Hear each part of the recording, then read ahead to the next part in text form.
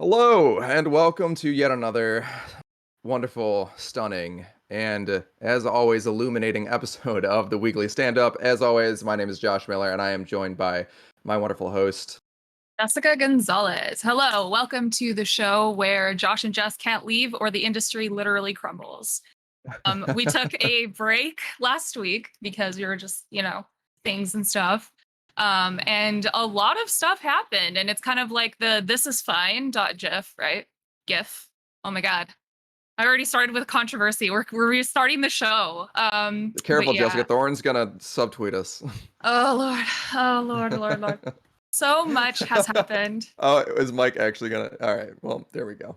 Oh no, Buckle said cancel Jess for saying GIF.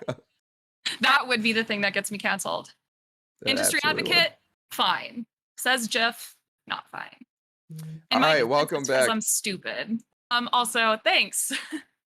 I do want to call out Bakal. I am working. I don't think I forgot about your free copy of God of War on PC. It was PC, right? I think it was PC. Yes. Still working on it. If my contacts at I hit up some people at Sony Santa Monica, and the guy that like I'm really good friends with was like, sorry, I gave out like all my keys like months ago. I'm like, how are there not just like an unlimited supply of keys? But right. Whatever. So I'm gonna hit up another contact, see if that goes anywhere, and if not, I'm just gonna buy it for you myself. And I should probably take advantage of that sale. Hey, Josh, real quick. Would you rather have what's up? unlimited snacks but no keys, or unlimited keys but no keys? Unlimited snacks. I mean, that's tough, right? Probably unlimited keys, because like on the positive side, you get unlimited keys, but then of course the downside is no keys, but you still get unlimited keys. You know what I'm saying, Mike? Balanced. Balance, as all things should be. Yeah. So speaking of balanced. Speaking of, I was gonna make an active effort to work on my transitions, but you guys just keep encouraging me, so I don't think I will. We missed you, clearly. It's kind of just a meme at this point, right?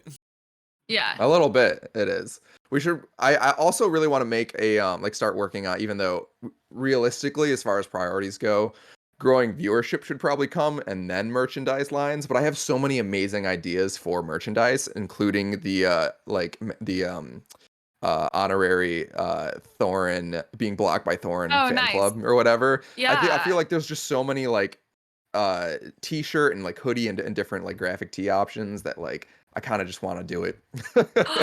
Ooh, what if we get like bumper stickers that's like my child is an honor student at like Blocked by Thorin University or some stupid shit. There's just there's so much opportunity, and yeah, I think that like I mean there are so many like niche nerddom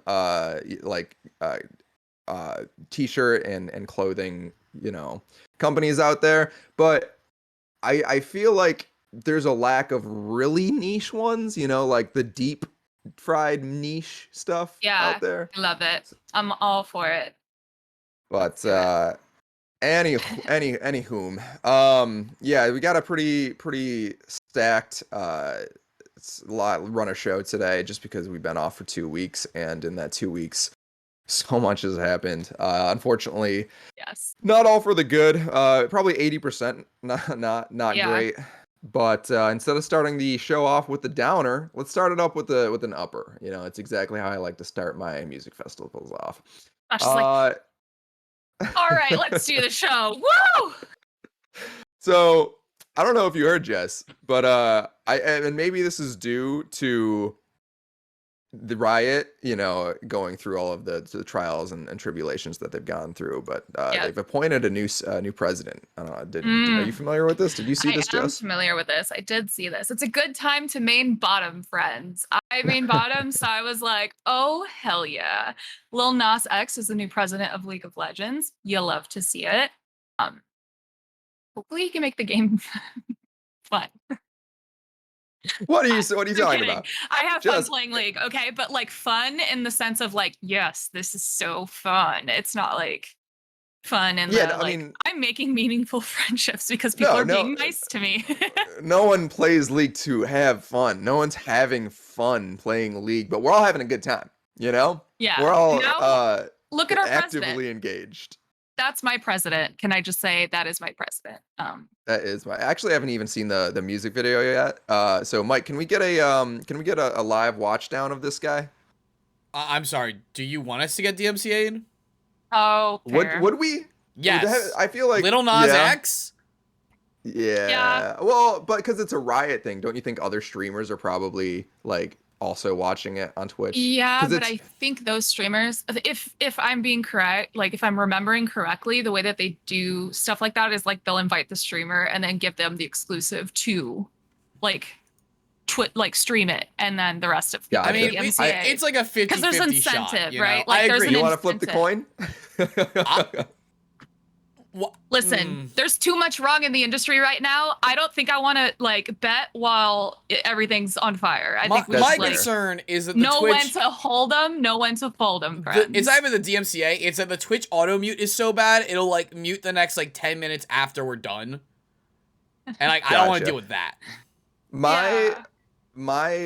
So my reasoning is that because it's not it's a Riot produced song and not a Lil Nas one. I feel like because the Riot is usually pretty good about letting people stream their content. They've released other music videos in the past that people have been able to watch down. So by that same logic, I feel like they probably, went to Twitch beforehand and were like, let people watch this because that's how the community spreads it. I mean, if you want to do it, I'm down. I'm just warning you. Well, we'll hold off. If anybody wants to check it out, we'll post the link in the comments. But I'll check it out later. Jess, did you watch this down? I actually haven't watched the video. I just saw the announcement, so we'll watch together. Fuck it, let's do it. Let's do it live. Mike, all right, get the cat jams we're flipping out, the people. coin. Here we go.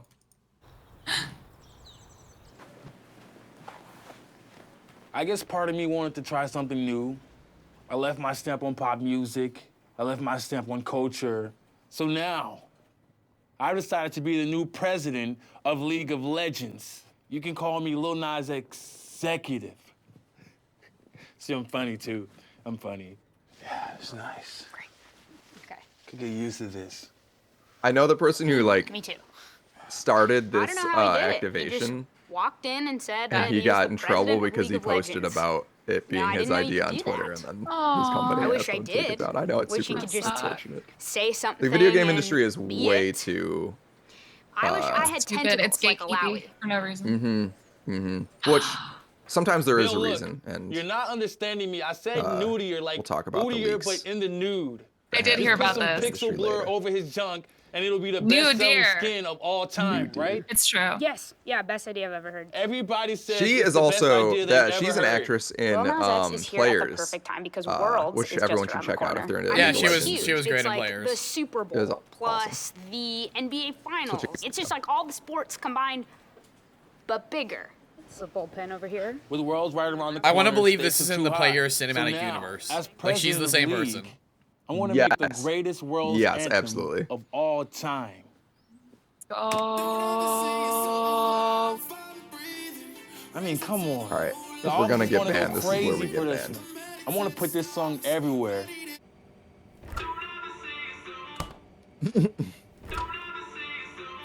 Everywhere you go in the office, the anthem is playing now. He's also from Players. Wait. On my way home from Is it work, just I tried to Players play the CBS radio, and it's produced? Just that. Well, Imagine I don't being know told how by the he CEO, managed like, you're forced to come back pull into the that off office, past my just deal Prius, with but this he did. shit. Hey, real talk though. This is the assistant coach, right? This is the side coach. The I don't statistician. think this is the assistant. Oh, coach. isn't I it? think Looks it's a like him different though. actor. Just without like. I wouldn't be dressed differently. surprised though, because all of the people they pull like as actors or side characters and players are tangentially related to the League of Legends community and casting and all that in esports. So I wouldn't be surprised. Okay. So it's just a new thing we're doing. It was important to Lil Nas X that all the phones, the ringtone be the world's anthem. I was like, we don't have landlines. Mostly we communicate through Slack and Discord. So then he was like, let's give them landlines. Right. Hello? Yeah. Hello. If you could get tired of this song, you will get tired of this song. He's so happy. But you won't get tired of it, because it's so good. I love it. I mean, who wouldn't want a pop star to be their boss? Well, their boss's boss's boss's boss. That's what he is. Okay, cool. We can exit now before we get DMCA'd. Yeah, that was a really good skit. I got to give it to Riot's video production team. They're always so on point with everything they create. Recently, they've been doing like behind the scenes on all of the music videos that they've been doing. Their collaboration with Porter Robinson, they had a great in-depth behind the scenes video on that. The Valorant Worlds was good. also a fire video. They kill it. They kill it. Yeah. And if there's one place I can see myself working after G4, it's probably Riot. But not time to dive into that just yet. We got other fun stuff to talk about. So before we get off this subject, Yes. can we just, now that Lil Nas X is president of League of Legends, can we just like ask him to recognize a Riot union? True. Can we just be like, yo, just executive like sign paper that says this is the thing, so we can just fight it in the NLRB, and then hopefully they're based. So I would love to see a Chris Smalls Lil Nas X collab, right? Yes. That's something you could feasibly, realistically actually see happening. Yeah. And I would love to see that. And I think Lil Nas X would be behind it. He's from a community where you do support the underdog, or the bottom, as they say. So there was one meme I wanted to, I think it was the last bullet point under Lil Nas X, where he Nice. what was it? It was, yeah. I thought this was really funny. Oh yeah, hell yeah. I'll no longer be It's running good. this account. Anyways, yeah, just really wholesome content, and this is kind of what I wanted to start the show off with, because it's only downhill from here. Everything gets worse. It's like every week, it's funny too, because I'm like, at the advent of like the creation of the show, I was like, I don't want the show to just be about negative things in the industry. We're also going to celebrate games and game creations and game culture. And there's just been very little to celebrate recently. Josh and I cannot leave the industry alone for 2 weeks, because look what happened. Okay. Well, firstly, if no one's there to hold them accountable, they're gonna do this. Josh. It's just like progressivists versus Republicans. If you take your foot off the gas, everything regresses. Okay, you gotta keep it on real gas. talk. I did not realize how much, before we even get into that. Mike, how does it feel to be a loser? I won the game last week. Oh no. Oh, the other way. How did you feel about getting sweeped at the LCS 2022 finals? I know, that was so. Oh, I was in Palm Springs yelling at the TV. It was so. I was so sad to see that. Man, the way they got us on Breeze was just like rookie level behavior before we even went back to face Fnatic. Like it was tilt mode for sure. Oh, really quick shout out to, in the chat, we got Gopiang in the chat. That's one of my co-workers, formerly of Activision Blizzard, and does some work for G4 every once in a while. That's but I won't say his name on air because I have a habit plays of League of doing Legends that. with this sometimes. Josh, plays League of Legends. He's what's that, Mike? I was gonna say, you're also lucky I respect the industry so much, because I had a real fire return. I'm gonna type in the chat that you can't see in the Discord chat. I would never say it on air, but this is what my rebuttal would have been when you see it. All right, I'll check it out. Thanks for joining the chat. Thanks for watching today's show. And Bakel, just to address the fact that you watched Alex instead of playing it, you just got to hold out. I know it's gonna be hard, but I've avoided gameplay of Alex Vance like the plague, because I want to be able to experience it firsthand. Maybe once the weekly stand-up, is a slightly more profitable, maybe we'll do a VR device giveaway instead of just a God of War giveaway. But that'll probably be 5 years from now or never. Yeah, Jess, you can have the VR device. All right, cool. We got you won the giveaway. There we go. Yay! I love the show. So, Mike, what what was the atmosphere over 100 Thieves after the loss? And also, it doesn't have to be negative. Like, what were you guys pretty proud that you even made it that far? And I mean, listen, this team did not exist until this season. This team started basically immediately after its formation going into competitive season. In the second half of the season, became the dominant team in North America, took the North American LCQ final spot, got into Worlds with an 18-year-old who just graduated high school, who's never played in a competitive esports environment until this season. You know, it's like to win Worlds is, you know, obviously we're 100 Thieves, we're hype beasts as fuck. Like, we're not going to deny that. If you're actually going to look at it objectively, it's like we were never statistically going to win. I think the not getting to Worlds and showing that we can go toe-to-toe with the best, even if it doesn't mean winning right here, right now, is absolutely huge. And again, when you look at like the field as a whole, right? Like, obviously, you always regard in Riot Games, EMEA, and Korea specifically as well, being like the highest pinnacle of like play tier. But like after that, it's America. And we took one of the American spots. Like, we are the ones that came all the way through to push it. A team that was absolutely disrespected by the community from day one.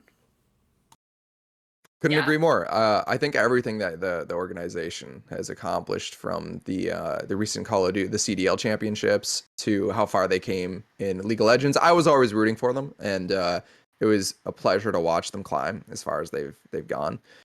It really is, and this is also we played with COVID. Yeah, let's not forget, our entire team had COVID for the first 2 matches. It also just amazes me when NA goes far, because people like to shit on NA all the time. I know you kind of touched on this already, but like to see them go that far was amazing, even though the last show or the last game was just like, oh my God. It was like one of those moments, like you said, you're just yelling at the TV, but it's like harder when you're in the middle of it, right? Like, I totally made a stupid play in League and was like, that's stupid, and acknowledged it while I was doing it. So I get the like tilts to loss pipeline. I've been there like millions of times. But the fact that NA got that far is just...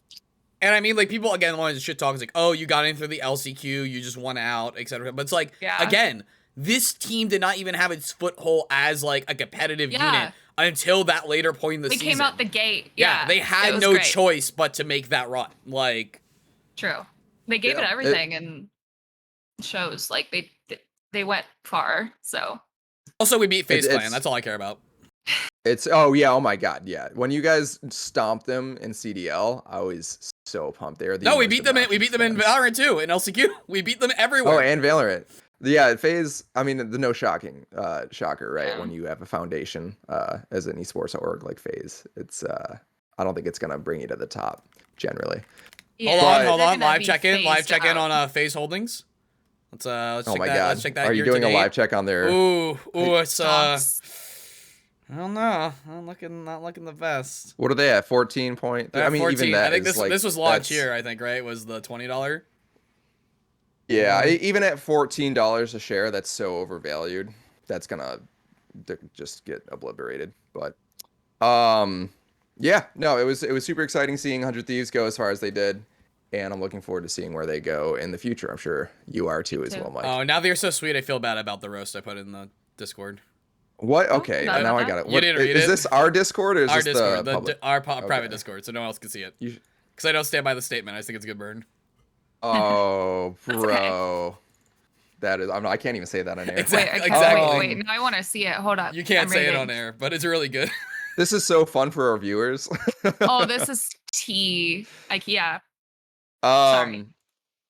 But yeah, no, it's exciting. 100 Thieves is definitely one of the more despite the massive layoffs that they've experienced, I think one of the more stable esports orgs out there, and I think they'll be a force of nature in the years to come. So, speaking of years to come in esports orgs and shit just hitting the fan. You could have said force of nature. It's a League of Legends item. It is. But outside of League of Legends news, this has been a hard week for games media. It's been a hard week for me personally. We've talked a lot about how esports and games media is not super profitable, and the industry is slow. There's been a trickle of layoffs hitting companies, exploited right? heavily. It's not super sustainable. It's not the most profitable industry right now. It reminds me of games media and esports is a lot like cryptocurrency. It's a lot like the .com bubble. It's a lot like the startup bubble in the mid 2000s. It's big corporate investors flocking to something that is flashy and has a lot of hype and expecting insane instantaneous returns when the reality is that like 5% of those orgs, maybe less, will actually end up making the kinds of returns that those investors are going to be happy with. So what happens is you get, companies like mega corporations like Tencent and who owned and invested in Fanbyte, Riot and Blizzard and and Blizzard and they so own many. Yeah, all they have gaming. percent shares and everything. They recently purchased a 16% stake in what is the blanking on it because there's just a lot in my mind right now. Blanking on the Elden Ring studio from Software. Yeah, From Software. Yep. Yes. Mike, can you confirm? Was it a 16% stake that they I will confirm. invested in? They are monopolizing all of gaming right now. And lot. like Josh alluded to, the way that the industry is right now, it's like a bunch of tech bros who secure funding for nothing. They're just like, I have this game idea, right? They're selling a dream. And then shareholders are like, sure, white guy in the industry, money. And then so they will overspend, not allocate their budget correctly, like bring on people, like it's just like one failure domino after the other. And at the same time, the shareholders are like, hi, I want return on my value. I want return on my investment. So it's like almost counterintuitive to like run the industry that way because it's an industry of like, slow burning progress and like, getting people hyped for esports. Like, look what Riot did. And then like everyone wants to like compete to be the best esports, the best this, the best that, but they're not willing to actually invest in the esports. And Riot is a great frame of reference because what Riot did is the sustainable, healthy way to grow an organization. What they did with League of Legends, starting with, in the grand scheme of things where it's at now, a pretty small production, like it might have still cost millions upon millions of dollars, tens of millions of dollars for their first LCS. But compared to where it is now, they really grew at grassroots, built up an audience, built up a set of casters and an industry around it, an audience, a fan base around it, and built it from the ground up. Yeah. Whereas in the startup industry, it's a very backwards way of doing things. You sell a dream to big investors, and then you figure out how to execute on it once you have a massive influx of money. But money does not solve everything, right? You can have a stack of cash. You can be a dragon on your hoard of treasures. But without the vision and without the right people around you to execute on it and to build a healthy org and fan base off of that, you can't just pump money into something and expect it to automatically succeed just because you have that backing or because you have a huge brand name or something like that. And that's, I think the esports industry as a whole is it's a bubble. I think it's starting to pop. And unfortunately, the people that suffer from that are the hardworking employees that work in those industries. And that's exactly what happened this week with G4 TV and Fanbyte. Obviously for pretty obvious reasons, as someone who's still currently employed by G4 who survived the layoffs, there's a lot I can't speak about other than, broad things that have already been reported on by the press. Can't talk too in depth about what's going on at behind the scenes at G4. Just going to cover what happened, what is known, what's been reported on, as well as what happened at Fanbyte. It's no surprise that knowledge. It was tweeted. Knowledge. Pretty sure, like I felt like I was watching Twitter that whole day, and it was like tweet after tweet after tweet of person being affected from G4, and then it was like Fanbyte, and so it was just like this domino effect of like layoffs happening. And this is something that happens in the industry. Unfortunately, it's like good profit, and then they cut a whole department for no reason. It's very arbitrary. And it's insidious, and I wish we would move away from it in the industry. So I think it's really important that we do talk about this stuff, even though, like, obviously, Josh, you're under NDA, and I wouldn't want you to, like, jeopardize your employment or anything. But I do think it's important to talk about as, like, a general, why are we doing this? Why are we laying people off for no reason other than arbitrary numbers at the end of a quarter. But yeah, no, I appreciate you even wanting to talk about it because like when I saw your vague tweet, I was like, oh no, what happened? Because like, everything that was going on prior and like people trying to like, I don't know. Anyway, it's sad to see because it's like really talented people. And it's almost like they tell you not to take it personally when you're laid off, but it's hard not to, right? Because you're talented, you're good at your job, you've gotten like good performance, everything on paper perfect, but you didn't stay because you didn't go have coffee with the CEO or like go to a sticky gross party that like one of the directors through or something. And that's just like my own inception is like it's annoying that you have to have these like parasocial relationships to actually climb in an industry, and it's not based on skill or any of that. For sure. And I this is an instance like these layoffs. I can't speak for Fanbyte. I Yeah, know same. G4, everyone who got hit. It was really regardless of how hard they worked, Hmm. their stature within the company. I know people Same with that were Raven. there were people who got hit and laid off who were very tight Yep. with the executives, and there were top tier executives that got laid off. People that you would No, have assumed that's were shocking absolutely actually. safe. Yeah, Yeah, like there were. Activision, it does not operate like that. Activision will lay off like all of the quality assurance testers and then that's it. Yeah, they'll work from the bottom up, Yeah, or yeah, the bottom up. the Whereas perceived this was bottom. truly about the financial situation. That's all it came down to. They just had to Make cut cuts. costs Yeah. to keep going. But it's it's it's it's really tough to process because it's like you have to do this thing for the company to keep going. Yeah. But if it was just created with more sustainable roots, Yeah. if it was grown from the ground up, maybe a smaller production that expanded over time. On the one hand, you wouldn't have all the people that were employed from the start, and that is the drawback, right? But I think it is wrong to aggressively expand at the front, make promises to people, and then let them go a year later or less than in a few cases like months later. I think it's just morally wrong, and it's the wrong way to do business because you're tarnishing relationships Yes. with creators, workers, your You're burning image in the bridges. industry. You're burning bridges.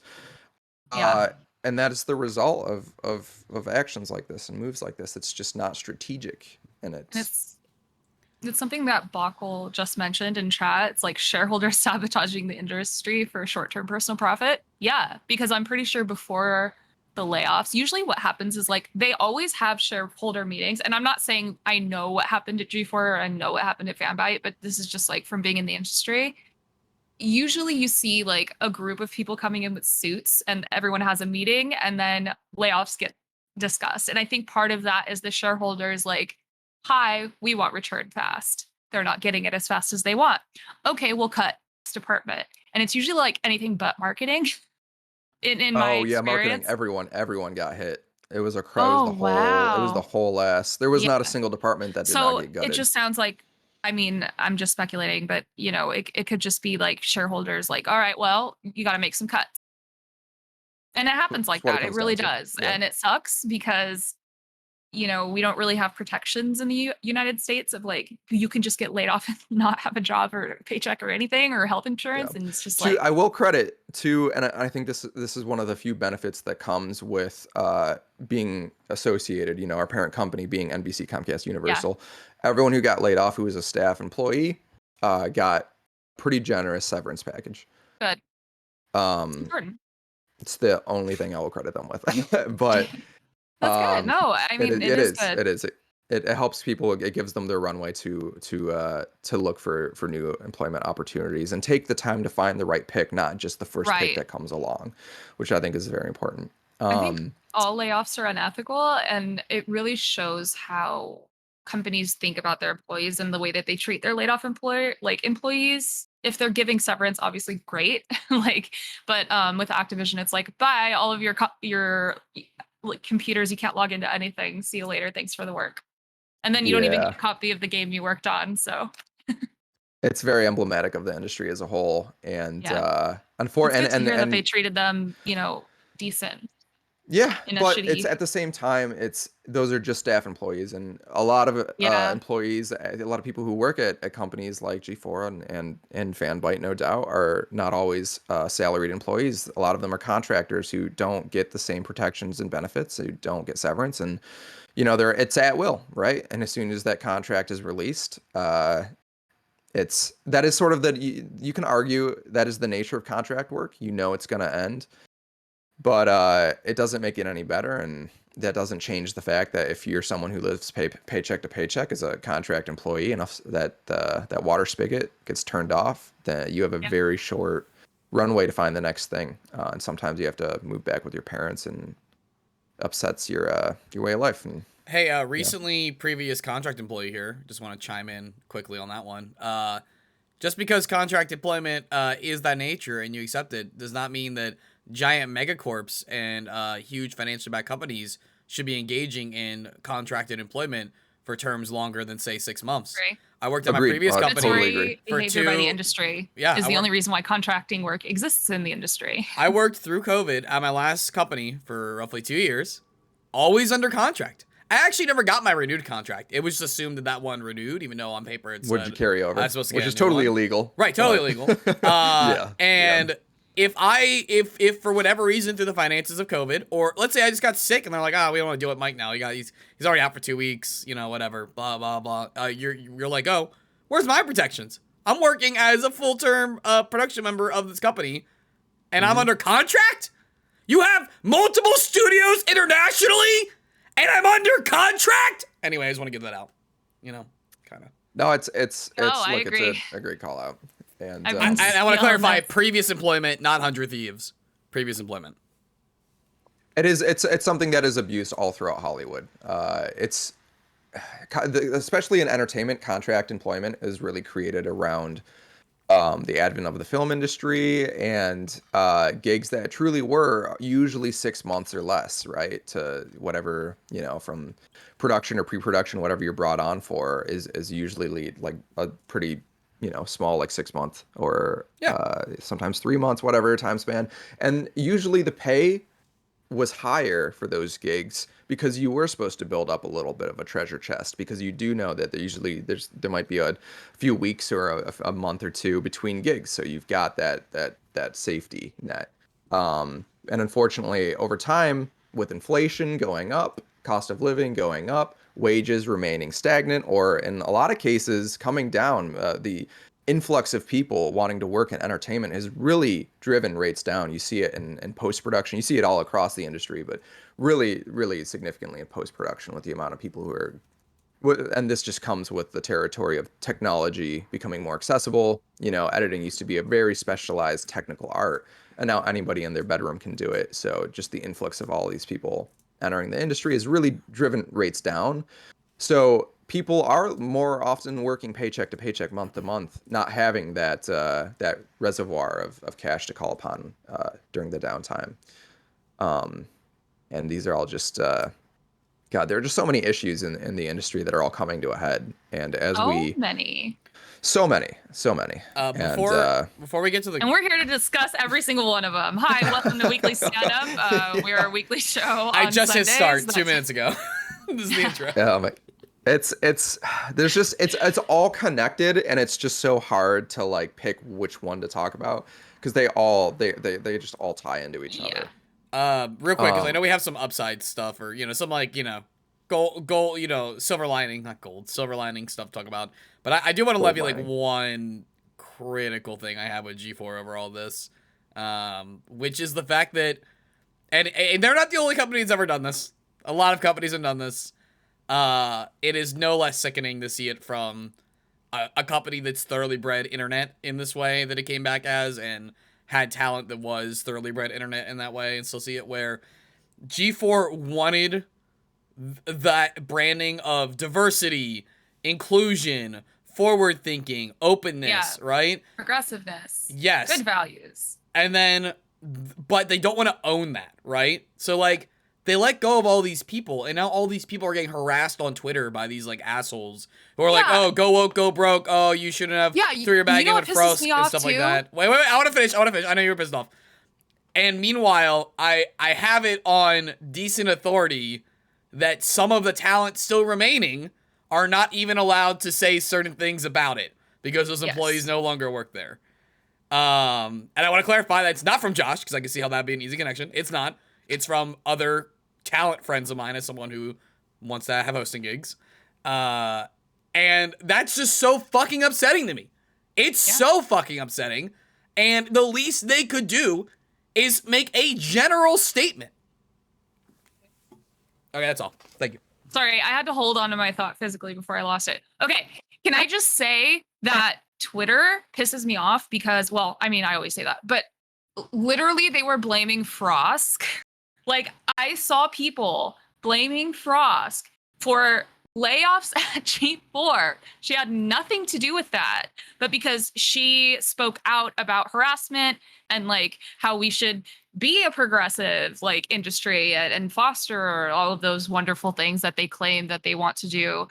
People were actually blaming her for, oh, dead company, it's her fault, like you deserve this, etc. And it just is like management wants their multi-million view clip of Frost going off live on the show, but they don't actually want to like reinforce those statements or they don't want to like have a backbone and like do the right thing. They want to say they're doing the right thing. They don't want to do the right thing, and that's they want a the lot clicks. Of companies. I don't even know. You know, like this is I know nothing about the executive suite at G4, right? Neither do I. But I just hate all CEOs. Just based on what I'm seeing, they just want the clicks, and that's it. And it's a Comcast company. That doesn't fucking surprise me. Like, it's a Comcast company. Hard for Josh. We should probably move to our next, like. Yeah. That's why I want. That's why I want to just you're end cap employed with them, so I would. Yeah. No, I appreciate you letting us have the space to talk about it, even though you're not like able to. No, this mic's cool.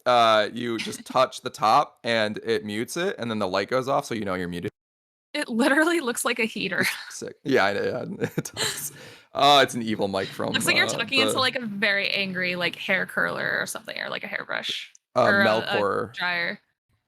Melkor, the destroyer of Arda, actually gave me this mic. It was a gift.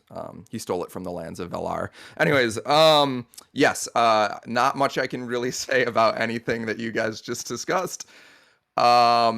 Also, we're allowed to have opinions without Josh getting fired for them. Anyone watching this, thank you. Also, my opinions are my own. You don't reflect my company at all.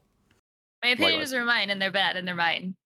Actually, I think they're good, though. I would say your opinions are good. Yeah, I mean, the only thing I'll say is that to think that a single person like Frost for the downfall of a company, to think that one person has that power is just totally misogynistic and to kick others and misogynistic. And to kick others when they're down in this way too, of like, you ruined this company, that's why you lost your job, like to all these great creators, producers, production people, is like the worst. Yeah. And then to have the company not I'm not gonna go back into this. I'm not getting back into this. I do want to give my absolute heartfelt shout out to all of my coworkers at G4 that were impacted by the layoff. I fully expected that whole day to get the phone call. I was paralyzed that entire day. I got no work done. I thought it was coming. We were chatting. it was, and when I didn't, I was shocked, and I honestly felt bad. It's like you have survivor's guilt. It always happens. It always happens because then you have imposter syndrome. It just always happens that way. Yep. It's like I was not more talented, or better connected, or more deserving. Better at my job. I did not work harder than any. And there were many people who were laid off who worked so much harder than I did and cared so much more about G4 and the shows and products that they worked on. Shout out to Invitation to Party, because everyone worked their fucking asses on that show. That shocked me, dude. That was like, I understand from the financial standpoint, but that product is unlike in an industry that everyone wants to cut into right now, which is the tabletop entertainment industry. That show was the only one doing something extremely unique and hitting it at a 10. Like, that is so fucking insane, and all those people better get hired soon if people actually want to be part of that market. It's a shame because that That's how was the industry is. the like highest it was the most different thing that G4 has done since the advent or the return of G4. Everybody who watched it, despite being maybe a niche and smaller audience than was hoped for, everyone who watched it was dedicated, loved it, and it just all it needed was time to breathe and maybe a little bit of marketing, and that's really all I can say about that. But again, everybody who worked so hard on the shows, from Invitation to Party, Attack of the Show, X Play, everything, and everyone who works on who works on the more recent shows, Austin Show and Hey Donna, everybody who works on the production end and the creative end and behind the scenes, who was laid off. Like, no one deserved that. They all worked incredibly hard. And shout out to whoever on likewise. management passed on me, so I didn't have to get laid off. I appreciate that. And yes, shout out to Fanbyte. It's likewise. I don't know what happened behind the scenes there, but it sounds like it's exactly the same situation.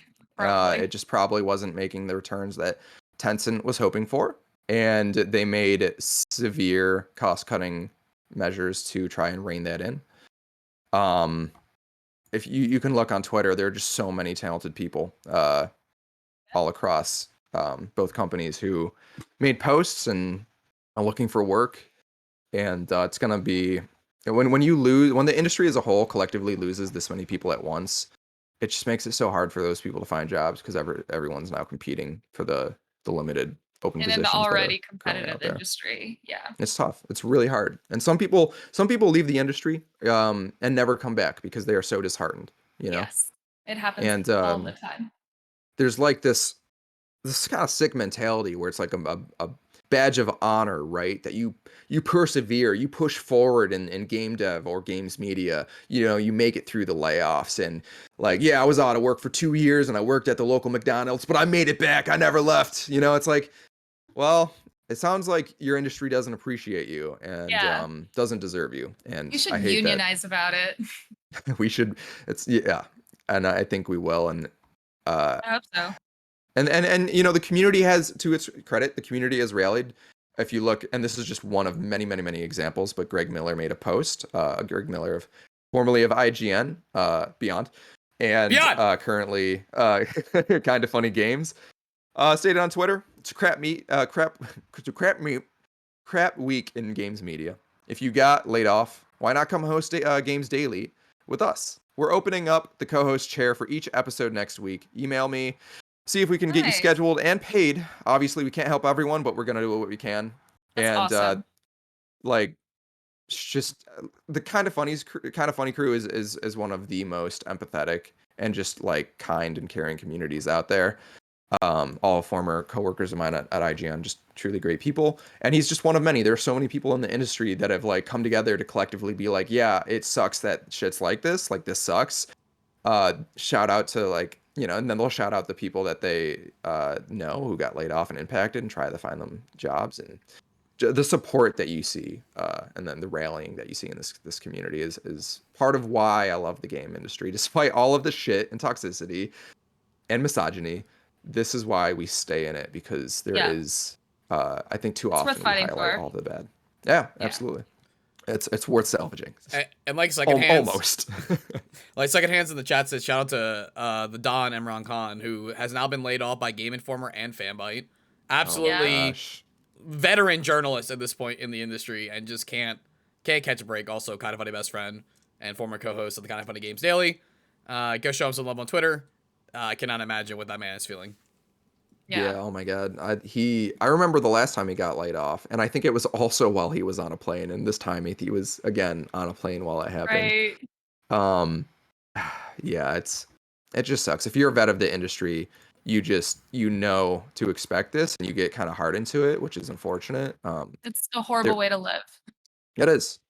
And it really traumatizes. Like there were new people, like people who don't have that kind of experience, who aren't vets of the industry on my team, and took it really, really hard, this being their first major layoff. And it's sad, like seeing myself and those people. Like, yeah, I remember what that was like, and you never really fully recover. You just lose a piece of you, unfortunately.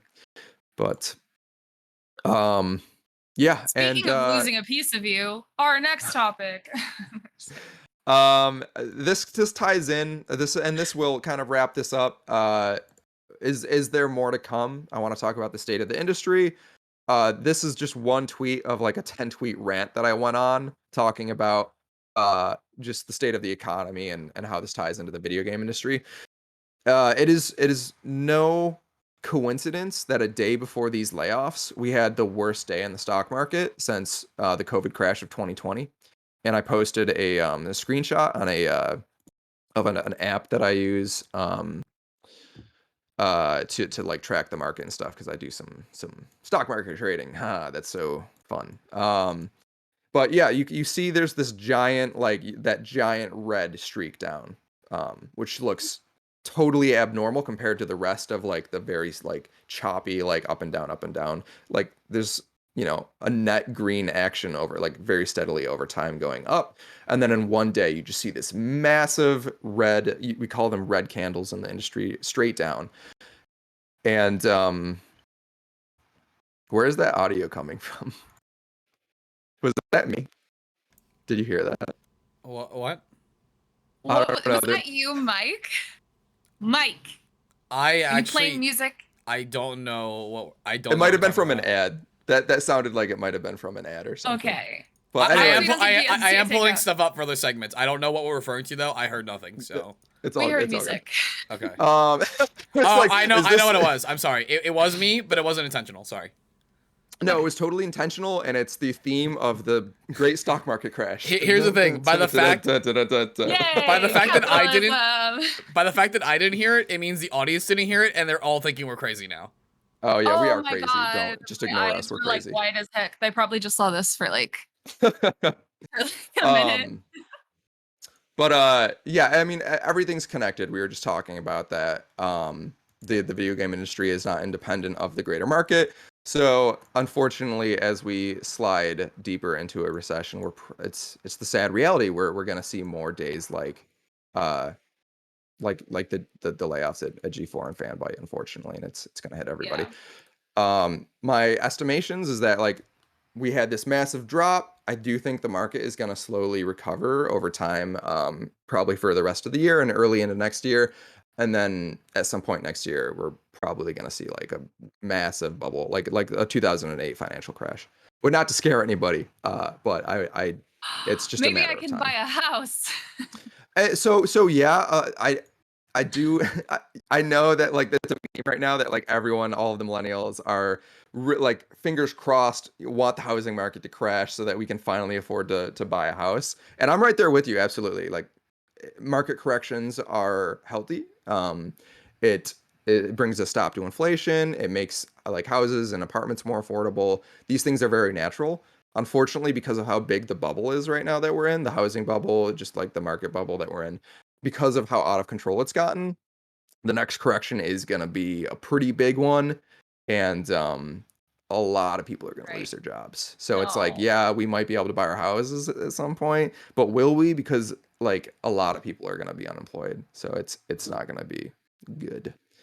But yeah, we don't have to go through this whole Twitter thread, but at the end of it, I kind of mentioned that like when we do come out of those hard times, because hard times are ahead of us, but when we do, we absolutely need to take action to have a bigger voice at the table, because the only reason things are getting as bad as they are is because the 1% hold so much power and they just don't care. Like, of course they're gonna abuse it. Of course they're gonna like manipulate the market to extract as much value out of it as they can, right up until the crash. Like they know it's coming. It's not like they expect things to just go up forever. They know the crash is going to happen, and they will fully pull out and be divested from the market when that comes. The people that will not be divested are the average everyday Americans with their 401ks. They're like little Robinhood portfolios. They're not going to have the same information that the big players have, and when it crashes, they're going to be holding on to the bag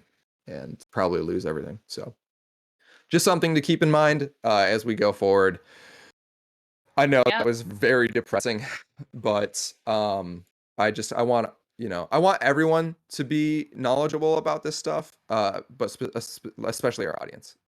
Yeah. who tunes in. Less just surprises want that people to be way ready. if you know that things are just horrible going in, but it doesn't make them less horrible, right? Like you're And still allowed to complain about the state of things, even though you can do very little to change the state of things. That's how it works, like participating in society. People like to talk crap about, oh, well, you have an iPhone and you're asking for social change. It's like, yes, both things can exist at the same time.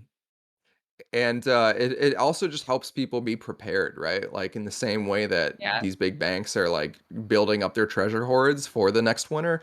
If more people were aware of these market cycles and what's going on, it gives them what little chance they have to build up Right. reserves and hide away some acorns for the winter. It might not be enough to get through the winter, but at least they have a fighting chance, right? Or it's enough time to build guillotines. So Or either way, and like, guillotines. Can I give my not financial advice? yeah. Yes. Silver. Silver and gold, baby. But specifically silver, because electronics, which we need True. at this point as compared to 2008. Well, I'm just a lady, so don't take my word for it. But Biden just announced the Chips for America Act, so it's probably a good time to invest in chips. Minerals in general, yeah.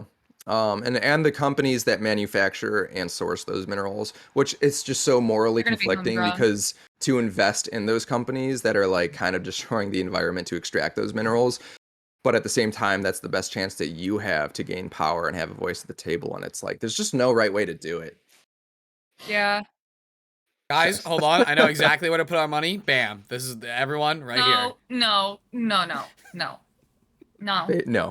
yeah, no, we are not. Not We are happening. not. We are not advertising. But if we investing in buy FaZe. out That is- FaZe Clan, no, we can make them better. no. No, they I need don't to want be to. phased out of They need to- existence. Got them. Yes, they need to be phased out 100%. So, all right. All of that said, let's shit on a CEO. I love this segment. Yes. It's our CEO shit of the week. Let's go. Let's fucking go. I've been waiting to shit on this CEO the entire show. Josh skipped it because it was going to be one of our topics. And I was like, you better No, not. you thought I was going to skip it completely? No way I was going to pass up talking about this. I thought you were for sure going to like save it for later in the show because I have choice words. Jess, you take it away because this has been an absolute treat watching this all unfold. All right. So relieved emoji, but his name's actually Carlos. He's the CEO of G2. I'm going to get confused between G2 and G4 because we were just talking about G4. G2, horrible, because the CEO was celebrating a win. Like, I think it was like, what, an LCS win? But anyway. Qualifying for League Worlds in EMEA, so not LCS, right? It's a different... Oh, you're right. Yeah, Thank you. G2 is a European team, so You're they right. have different qualifiers and different tournaments leading up to Worlds. But yeah, so they qualified for the Worlds, and they're celebrating here. They're celebrating with Andrew Tate himself, the Tate brothers. It's just crazy.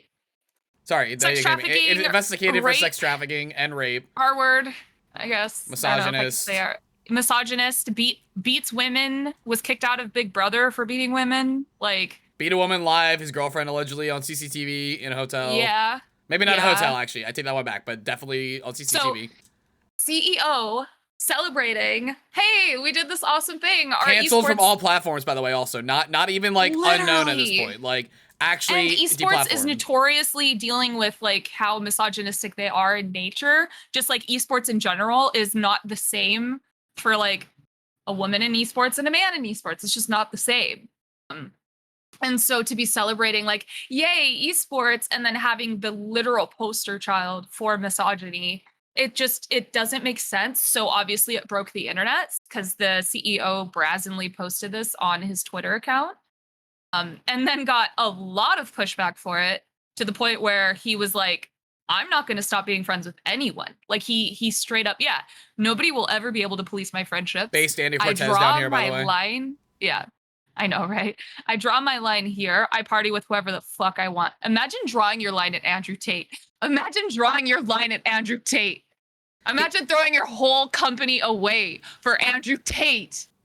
He really thinks he's beta. He really thinks that is beta. He really thinks he's Aragorn at the end of Lord of the Rings, but the lion's like actually like straight in the middle of the volcano. Cast him into the fire. Destroy him. No. No. I will pop champagne with whoever the fuck I want, even if they're under like criminal investigation for trafficking humans and actually being horrible. It also engaged by the U.S. State Department because it was a U.S. citizen. He also moved out of the country because it's easier to rape in other countries. No. Let's be specific because he is litigious.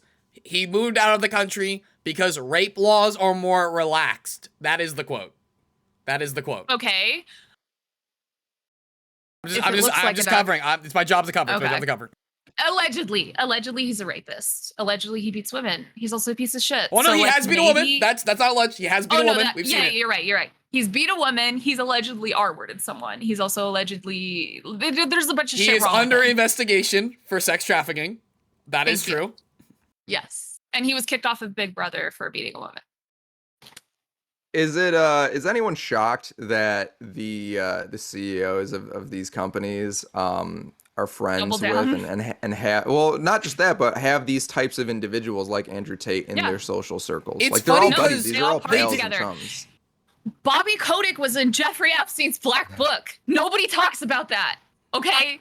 We need to be talking about this. They all flock together. And then it's like we say, hey, there's a lot of misogyny in the industry. No, there isn't. Okay, look at the people you surround yourself with. Like, it doesn't, how does, looking at that video, I have never felt so unsafe. Like, there's one woman in that video, and she looks scared. She looks uncomfortable as fuck. There's one right next to her, too, actually, just for clarity. Oh, I didn't see. Yeah, there's one there. Okay. They both look like they're having a horrible time.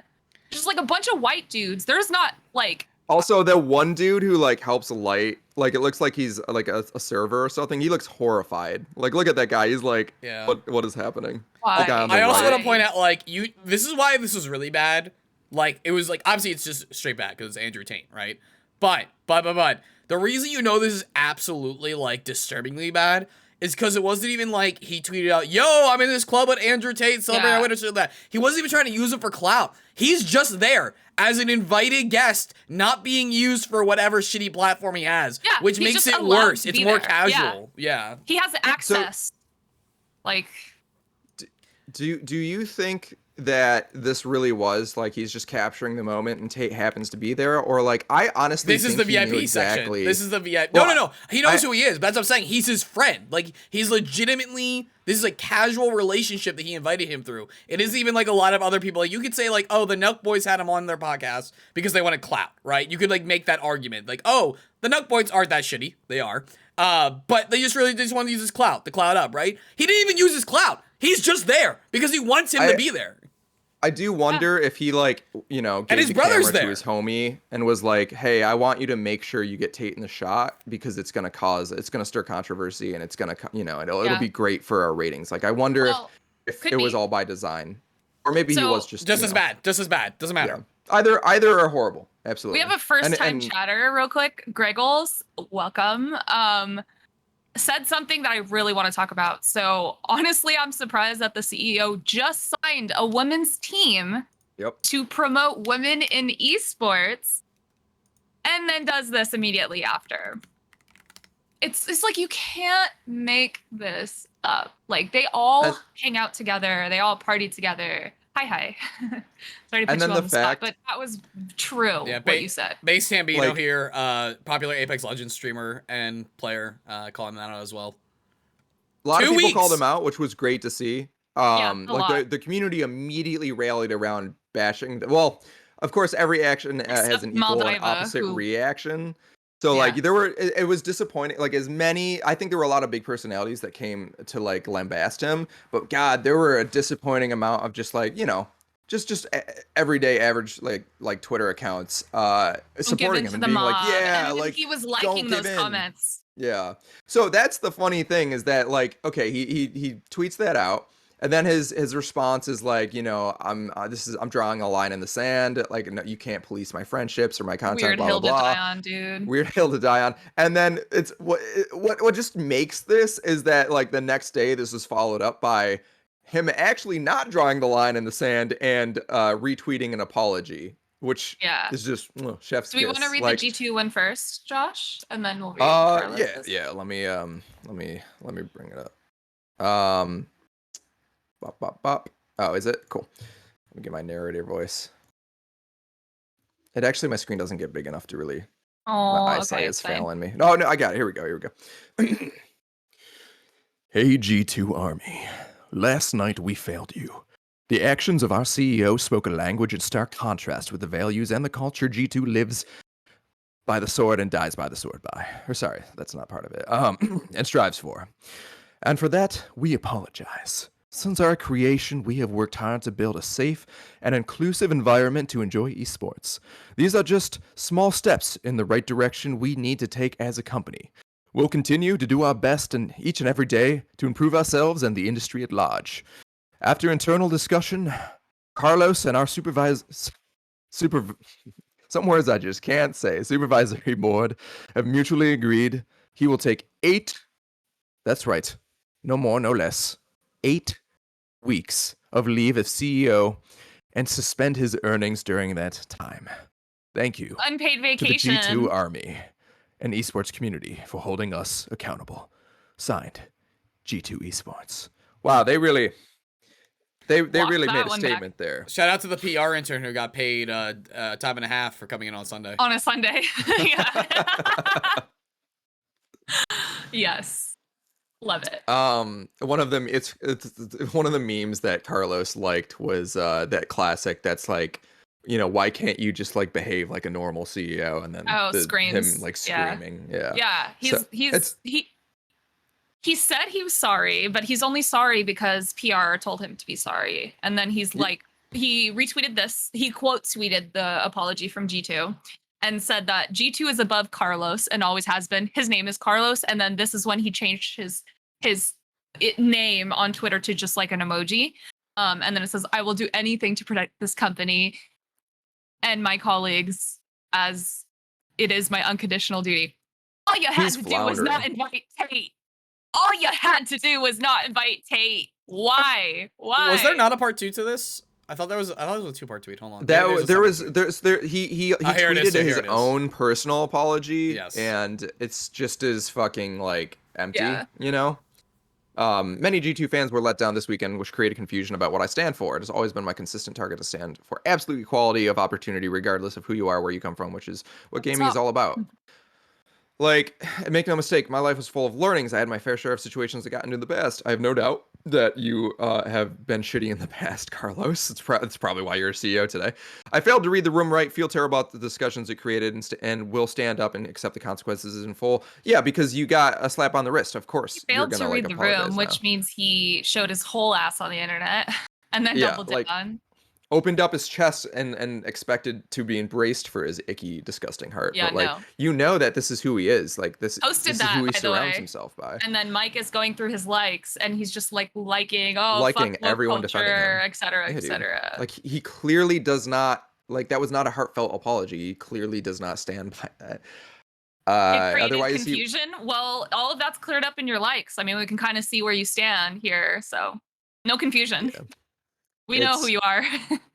It's I don't know. It's not surprising, right? Like generally the people who end up CEOs of these organizations and just like the 1% in general, like you're friends with the right people, right? You're born into the right family. You grew up with the right crowd. Maybe you're CEO because you're friends with someone else who is a CEO or son of a CEO or like something crazy situations. Who knows what they are, but you just happen to be in the right situation, so you get brought up with the tide that's bringing up the other ships that were built with sturdier stuff to begin with and didn't actually have to climb your way to anything, and sometimes that leads to incompetent leadership and which leads to other consequences like sinking shit. Who can say? These are all hypotheticals, but no shocker that this is who he is and this is the character. Hey, Josh, you also feel like, sorry, based on other conversations, Josh, on other episodes, you're not like as tuned into the Andrew Tate stuff as me and Jess, right? Oh, I'm tuned in as fuck. I spent way too much time. Okay, because I think it's also notable to bring up that like the people who try to like make points about this that are like very valid and like actual real critiques, get bombarded by, like, you were talking to, like, oh, just regular Twitter users, like, bombarding these people with, like, the shit he takes as well. And it's like, yeah, because they're all literally in a Discord being coordinated by their fucking mods. Like, that's some weird shit, dude. Yeah, that's not normal Twitter users. But unfortunately, so by normal, I just mean like not like 100K. You know. Oh no, I know what you meant. I'm just making a critique for the the viewers, not you. Sure. Yeah, I mean, look, I could talk all day about the influence and culture of and weird society around Andrew Tate. I don't think it's worth going into here.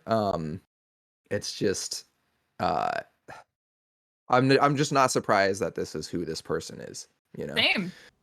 This is the future liberals want, and Tate's afraid of it. Okay. Tate's yes, they're all afraid of it. They're all afraid of us taking back power. You know, and like. What's funny is that Carlos had the audacity to make that tweet thinking he was beyond reproach. Yes. And of course he's not. The minute sponsors and like minute it affects the bottom line, they will walk anything back because like he said, he will do whatever it takes to save the company.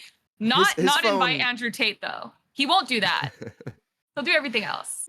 His phone probably blew the fuck up with people being like, you have to take this down and apologize now or you are fired. Like we are gonna lose sponsors. Like it's just so funny that he thought he was beyond reproach like that just because he founded G2 Sports. It's why I did he find it? Did he found it? Is he the founder and CEO or the CEO? I think he's the founder. Okay. Their willingness to ascribe to something like that, like and brazenly do it. Like people brazenly were misogynistic to me at Blizzard because they all flock together. They feel protected. They feel safe. They stole breast milk. Why? Because it was probably funny to them, and they thought that, haha, I could do it. You know, so it doesn't mean it was a smart decision, but it means that like these guys at the top, they sit at their ivory tower, they're untouchable, et cetera, and then will shit on people for asking for basic equality. Jess, let's be honest. You know, Bobby Kotick stole it himself, and just like the guy from Boys was lapping it up at home. He was no, guys. I'm sorry. He was a pro League of Legends player, and he used the name Ocelot from the most progressive gaming series of all time in Metal Gear Solid. The fucking Carlos. His in-game username when he was a pro League player was Ocelot. Fuck me, dude. I mean, wasn't Ocelot a bad guy? Yeah. No, but like, I mean, that does track. That part does track. But like, you know what I'm saying? You get the point I'm making. Yeah. He's like, oh, I look up to this franchise that is like vehemently not that. I mean, look at the people that are like getting pissed at like System of a Down and Rage Against the Machine for being progressive. It's like, did you not listen to the lyrics? Do you not know what the music is about? Do you not know what the band is about? Like, they just interpret it in the wrong ways. They think that like it applies to their beliefs when in fact it doesn't. It's hard when you have your head so far up your own ass. You're not like new to, you know, literally any other thoughts that are original and not like what you heard from Andrew Tate. Head-ass trivia from the Jordan wiki page. Peterson. Head-ass trivia from the wiki page. He does not capitalize the O in Ocelot because he believes every letter has the same importance in his name. Oh my god, dude. This fucking guy.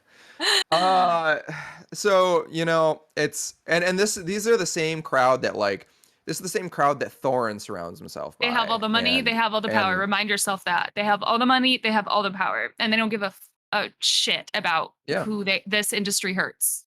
It's why it's why Thorin can sick his fucking like his gross fucking fan base after like you, Jess, after me. It's why he feels comfortable going after people in the 2 weeks that we were off. Yeah, he sicked his fan base after myself, Josh, and someone else. She deleted her.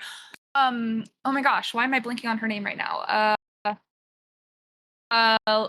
Caster. Awesome person. She's a league. Damn it! I forgot. Not obviously, but it's someone who went through who's prominent in the esports community and went just went through the kind of experience that no one wants to go through. That is an incredibly gut-wrenching decision, and fucking called her a baby killer and got pro-life people to dox her. It's fucking disgusting. He's a horrible person. it's all the same crowd, right? It's people like Yeah. Carlos, it's people like Thorin, it's people who have the like smallest of followings, who get a small taste of power, who rise to prominence, and as they feel that power slipping out of their hands, as they see them falling out of relevance, they do whatever they can to hold on to it, to claw their way back to prominence. And they lash out because they're just scared little small, like often males, you know. It's just small males with bruised egos, and they do anything they can to stay in the spotlight because they feel it slipping out of their grasp. Question from the Imagine throwing your career away for Andrew Tate. I'm just gonna keep saying that. I just can't. Hey, look, some of us throw our careers away standing up for our coworkers and colleagues, and That's the way others to do it for go. Tate. The end result the same. We get censored on social media. Hey, quick question, because I actually just don't know, and I didn't want to look at any more of his shit. Is Thorin like still actively a caster? No. Thorin is He just has a silently podcast. being Because he like phased his out. social presents himself as like an active person. He unfortunately has just still a lot of access to a lot of professional players who maybe not be as knowledgeable about his history and his shittiness, or just don't care. So he has it's a podcast that does well enough to support him, that still gets decent views, and it's esports focused, and he has players on as guests all the time, so he's able to just, he's not nearly as big as he used to be, but he's able to just maintain, unfortunately. For Yeah. long. I'll forget about him. That industry's moving on without him anyway. Oh, it is, and that's exactly why he lashes out, because he like, it's like He's any pissed. animal that is dying, or any it's the same reason why old people fear the like changing pronouns in a changing Yeah. world, and there's just people that are afraid to adapt, who are too nostalgic of the old days where they had It's stupid. yeah, I had it's this dumb. conversation with my mom, who she totally is like not a bigot at all, but I like was talking to her about one of my non-binary friends, and she was like, I don't understand anything about that. And I was like, well, you don't have to like kind of like respect someone enough to know that they know it, you know? And I think that's like the thing, is like they always hate something they don't understand, or they think they Mhm. understand something better than anyone else. And that's just like a boomer, like, I don't know. It's like that thing of like, I suffered or I had to go through this, so you should too, instead of like, let's make this better for the next generation. And I see that a lot in that like frame of thinking. And if you think about it, like they grew up in a time where like you couldn't even say literally, like people would beat you if they thought you were gay. So I mean, they still kind of do that, but you know what I mean? It's like it was less progressive. So I want to shout out. I just saw this in chat. Bakal commented, "What did Machine think they were raging against the Dominion voting machines?" yes. That's funny. Also, like the fact that like people like the conservatives now embrace like, or try to be relevant, embrace like punk rock and like their own versions of like punk rock and rap, and it's like, Yeah. what do you think these were born against? Yeah. Like what's his name? Beanie Dude, Beanie Bitch Boy. Says he's a liberal, but he's not. I don't know. I'm Gary gonna figure Vaynerchuk? it out. Huh? No. Someone knows it. Come on. Sure. Jess, Like, Ethan I have shit no idea talks who him you're all the talking time. Beanie. Buckle says Tim Pool. Tim Pool. There we go. Thank you. Tim Pool. Oh, okay. Tim Pool Thank you, founded a Buckle. punk rock band recently. And it's like raging against the COVID vaccines or shit like that. So one more time, how are we doing for time, Mike? Because I know that you've got your Sorry, I was muted for stream. My hard out's at an hour 20, so we're good. We're doing great. Okay, cool. I gotta turn up my light.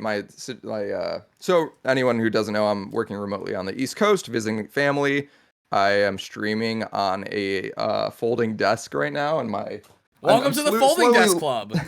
slowly losing light outside. It's both rainy and the sun is going down, so my main light source is this outdoor lamp. So I just got to bring this closer to me. And Good. I love the Blair Witch Josh project. actually, I kind of like the other lighting. But is that too Yeah. dark? No, I like How's the that? Is that- warm. Yeah, I Is like it the warm movie? light on your face. It makes you Yeah, sexy. because Alright, usually cool. I have the warmer tones, so it's cool. So this the last topic before we do our game that Mike has set up for the day, which I have no idea what it's gonna be. We had so much fun And with chat the can play as last well. game. Yeah. And chat can play as well. Jess, you loved the last game, right? The screenshot game. Oh, I loved the did last so game. great. I won every single one. No, chat won. Chat won. Don't fact check that. And then chat gave it Yeah, a chat union, won. so unions won. Unions Yeah, won. unions That's won. right. That is true. Unions always win. Let's see. So, unfortunately, it looks like Grand Theft Auto 6 has had a pretty significant leak. I think Jason Schreier is quoted saying that this is the biggest leak in history. A lot of screenshots, a lot of like full ass gameplay footage. We know where the source of the leak came from. Apparently, It's- it's the same person who hacked. It was your Uber or Lyft recently. They social engineered the way into a Slack channel. Mhm. Wow. Okay. Which it's it's good that it wasn't this is all none of this information is confirmed, of course, but it looks like it wasn't an employee that leaked it, which is good, of course. Yeah. But whenever this stuff happens, it is just so sad. I think hurts Alana Pierce everyone. summed it up perfectly. But it's uh it's just it's so sad because these people spend so much of their lives building something up to show it in the right light. And Grand Theft Auto pennies. 6 hasn't been revealed at all, right? Like it has not even. This isn't like a leak after they've had their big Right. reveal that they've been building up for. This is a leak before they've shown anything about the game. I don't even think they've announced it like formally, officially. So for like pre-alpha gameplay to get leaked before they've even been able to properly like release a trailer to build up hype, like that sucks, dude. That And sucks for everybody on the development team, and that just sucks the Yeah. wind out of like everyone that has to go back to work the next day and be like imagine the people working on the trailer and working on the builds and capturing footage to show it in the like absolute best light, and then this leaks and it's like, well, I don't want to go to work anymore. I've Right. spent the last 8 months building this, and now people have seen it before it was ready. Like that sucks. I had the same thought about Last of Us 2 because I love The Last of Us. That whole franchise, amazing. Like award winning. Like they're still revamping it to make it on new consoles because it's such a good game, you know. But when that got leaked, it not only ruins the integrity of the experience of like we are showing you this product that we worked very hard and for a long time on. It creates a frenzy of fans, if you want to call them that. It creates a frenzy of people to just abuse game developers for no reason. It's just like Wild West. You go on Twitter and it's like, oh, well, this asset is crap, or oh, look, it's not even this. Now they are talking about a game that is in pre-alpha. They are complaining that is not finished because it's in pre-alpha and was leaked. It was leaked. Of course, it's not finished. And now they're creating like their own narrative based on it. Oh, it's a crap game. It's gonna be XYZ. It took them this long for this. It's such a disservice to leak anything online like that. And it sucks, right? And this is where like my relationship with Jason Schreier is like interesting and nuanced, because like while he absolutely helped with like our movement and what we were trying to do and like changing the industry, giving leaks like this like momentum and fire and like keeping that going, it is harboring this like leak culture of like, oh well, it's leaked, let's have big huge broad discussions on it, and then that's where like developers get like shit on. But at the same time, I did appreciate Jason kind of like, now, you know, when something gets leaked, he does say sorry for those affected, et cetera, et cetera. It's not like oh, well, you should have been more tighter in your security. You know, it's like one of those things where it's a double-edged sword where like, yes, you're talking about the leak, you're giving it more clout or whatever. And like normalizing that this is a good thing, or not even that it's a good thing, just like keeping it in the discussion, normalizing it, right? Yeah. I think we should not give it any. That's a tough situation to be in as I think an employee of a you know, newspaper or whatever, an online media site. Because you know, like, so a leak as big as this is gonna fucking spread like wildfire, regardless of if Jason Schreier, you know, spotlights it or not. Something of this scale is gonna catch like wildfire. So from his perspective, I kind of get that, like, all right, If I don't cover this, other sites will, and I'm probably gonna be fired because they're gonna be like, why did you not cover this? So Right. I think that's a tough It's position to be tricky. in. And I think Alana Pierce said it best, and it's just like you were saying, Jess. The cycle of show us the game already, and then it looks awful. Also, just Yes. repeatedly kills off any hope I have of a future where game developers can be more candid with audiences about how games are made, which is exactly what we were talking about earlier. Yes. When we were discussing, I think it was the riot, right? Like the Lil Nas, like, oh yeah, the guy who got in trouble because he he wanted to talk, which everyone should be excited and be allowed to talk about, like, their involvement in a project. If you were cool as involved, hell. it's sick, right? Like, hey, I had this idea for an activation, like, we bring in Lil Nas and we make him the president of Riot. I know it sounds crazy, but that's People cool. want to hear Like, about it's that sick. stuff. Like, people Like, yeah, I want to relate absolutely to want to hear about it. developers.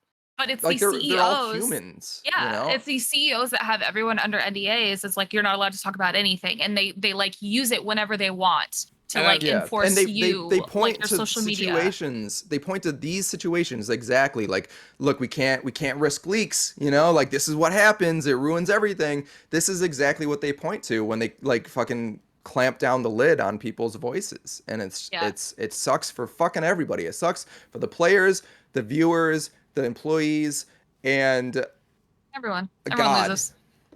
Allah loses. The light of Allah diminishes with each leak, you know? Each Everyone leak frame. loses. Don't link games. Just don't do it. Also, I want to point out, like, and tying into our stuff with G4 earlier that I also hit on, this is also refueling all the issues before, where GTA 6 had to confirm they're going to be leading on a POC woman protagonist, and all those shit stains are coming back again to be like, look, this is what happens when your game is woke, and et cetera, et cetera. I don't need to repeat myself, but that's now more harassment that these game devs already had to work past that is being reignited once again. Yep. It sucks. And then when they go on Twitter to talk about how their job sucks and how people are abusing them, they say, well, that's what you get for working on a shit game because blah, blah, blah, blah, blah, blah, blah. So. Oh yeah, Rob, it absolutely always, like, when leaks happen, it's funny because, like, the higher ups immediately it's never like, QA. Who in QA did this, you know? It's never ever QA. Statistically, look it up. Never been QA. QA will always fall on the sword. Oh, we can't invite QA because you might leak it. We can't give you the documents for the Easter egg even though you're on the zombies team because you might leak it. Okay. Dude, who in QA wants to jeopardize their, like, brand new fledgling career to just leak something? People in QA don't want to do that. They're not going to risk themselves like that. It's these CEOs that look at the person at the bottom because it's easier to get mad at the person at the bottom and, like, have the infighting, take care of the problem than to actually fix the problem. Yeah. It's almost as problematic as Velma calling the police on LeBron James. Okay. I saw this and I was like, we have to talk about it because it's so funny. Velma will no longer call the police on opponents in multiverses. And why did it have to be LeBron in that image that they use? Can I just say, like, they could have picked literally I think anyone. that was the meme. That's why. I know. I know. It's just it's pretty. I don't know. This is like. Fake cab includes Velma until this is removed. Okay. I will. As a Scooby-Doo fan, I'm gonna step in. Real quick as a Scooby-Doo fan. Okay. First of all, it's breaking lore. They would never call the police until they've already done the job, right? So realistically, her finishing move should not be her calling the police, because she would finish them off, and then after the game cuts to black, then the police would come. That's how it always works, right? Okay. Second of all, this to me is just one of those things, right, where, like, emotes and, like, quick responses in games get removed because it's the community abusing it, right? It's like we don't want bad actors to harass like people. toxicity. That's what's going on. Yeah. Yes, it's dumb, but, actually, like, if other people weren't accountable. Yeah, if the actual players weren't being more dumb, we wouldn't have to be this dumb. So yeah. I agree. I do think this is an innocent mistake. I don't think the dev, there's no maliciousness. Yeah, there was, I agree. It's like, I think this is kind of a non-story. They corrected what they did. I get that it became a news story. Sure. I'm glad people are enjoying the game. I'm glad that it's had success. Me too. Yeah. But I hope we see more games like this. That is super funny, and it's funny to talk about. And we needed a topic like this to get away from the ever-ending doom spiral. So yes. Yeah. Cool. Good for Velma. Good for Velma. Velma's woke. Wait, isn't it bad for Velma? She got nerfed. Well, no, Well, just she no. has the same move set. She's just No, getting. I know, She I'm calls the mystery machine. Yeah, all right, No, I fair know. enough. She got nerfed. She had the Funny. U.S. She had the U.S. police budget behind her. She definitely got nerfed. Are you kidding me? She True, should have she just did called get a in a nerf. She drone did get a strike. nerf. I mean, if we're gonna be real, we'll She just calls let her in- drone strike someone. I guess at this point. She calls in the police, but it's like a paramilitary, like armored personnel character, like a bunch of. Oh my god, it's like Trump's police from actually, the BLM riots. but it's ineffective against Batman because he's a rich white dude. Oh, I said Did you know- riots. That's not what I did you meant. I know, meant protests. That's what they they're- framed it as. The newest DLC character is actually XQC, and his final move is he swats his opponent. Oh my god. Wait, not Thorfinn? Not Thorfinn? Yeah, no, Thorin's fucking. I always mix up final his would name be- with the Vinland Saga character. Sorry, I know I keep doing it. his final would be personally calling the CEO of whatever company the player works at and trying to get them fired. Just hitting a block button in game. I don't know. That's just like, I don't know. It just came to me. I don't know why that would be. Metaphor. I don't know. It's just, yeah, just it came out of nowhere. Is there anything else to talk about? Take You had me pull this up. I don't know what this is. My god. Okay, so What was this this? made it on my I wasn't even tagged in this. Why does Blizzard shit just end up on my feed? Can I just say? Jess, It's probably because of all the industry people, but Can you carry this one while I use the bathroom really quick? I will absolutely carry this Also, one. chat. We're playing games. We're playing a game. I have another game show after this, so it's not the end of the show. Yep. Don't Yes. leave. When I know. When I get back, we can play the game. I just the thought of trying to play a game, being fully committed, all the way mentally, physically there, while my bladder is as full as it currently is a horrifying thought. So Go empty that bladder, Josh. I will carry this. Click the mute and. All right. While Josh relieves himself, we're going to go over this lovely tweet that appeared. It's a screenshot from, so it sounds like there's like a social media where like employees chat it's like an anon or non-anon kind of like Twitter, I guess, like a Twitter circle, but for like industry employees, it sounds like. But either way, somebody posted, Oh my god, I sent you. Okay, so I was totally talking about a different tweet, but this one's good too. Oh, sorry. Do you want me to get a different one or? No, so it's the one where because I feel like we already talked about this one, didn't we? No, we didn't. I've definitely not brought this up yet. No. So yeah, let's talk about this one, and then I'll have another one to pull up for you. But so in this social media, somebody was talking about how they didn't get a job. They were an intern, and something happened. They didn't get the job. And then somebody asked, "What was the ethnicity of your coworker and intern?" Because we're trying to like foster, diversity, inclusion, whatever. And an Activision Blizzard employee commented, "How is this related, LMAO? But let's be honest, white people are barely able to land jobs in the recent year." And said that with his whole chest in like I work for the company right now and I'm posting this because I feel this. So, I mean, all the work that myself and many other developers tried to like have diversity, equity, and inclusion there. Obviously, there's still a lot of work to do, and it's stuff like this that just really shows you how bad it is. People feel okay to say stuff like this, and it just reminds me of like there was literally a time in Slack where we had to have a serious conversation because somebody in general channel said all lives matter, and then so we had to like say, no, here's why what you're saying is promoting violence and like why it's wrong and why people are saying Black Lives Matter and what it actually means and et cetera. It's like we had to do all this work to like educate people. But anyway, this is just another testament to like things are still bad. And until we fix them, they're still going to be bad. So for a Blizzard employee to say white people are barely able to land jobs in the recent year is just incredibly tone deaf, incredibly privileged to be even say something like that. Welcome back, Josh.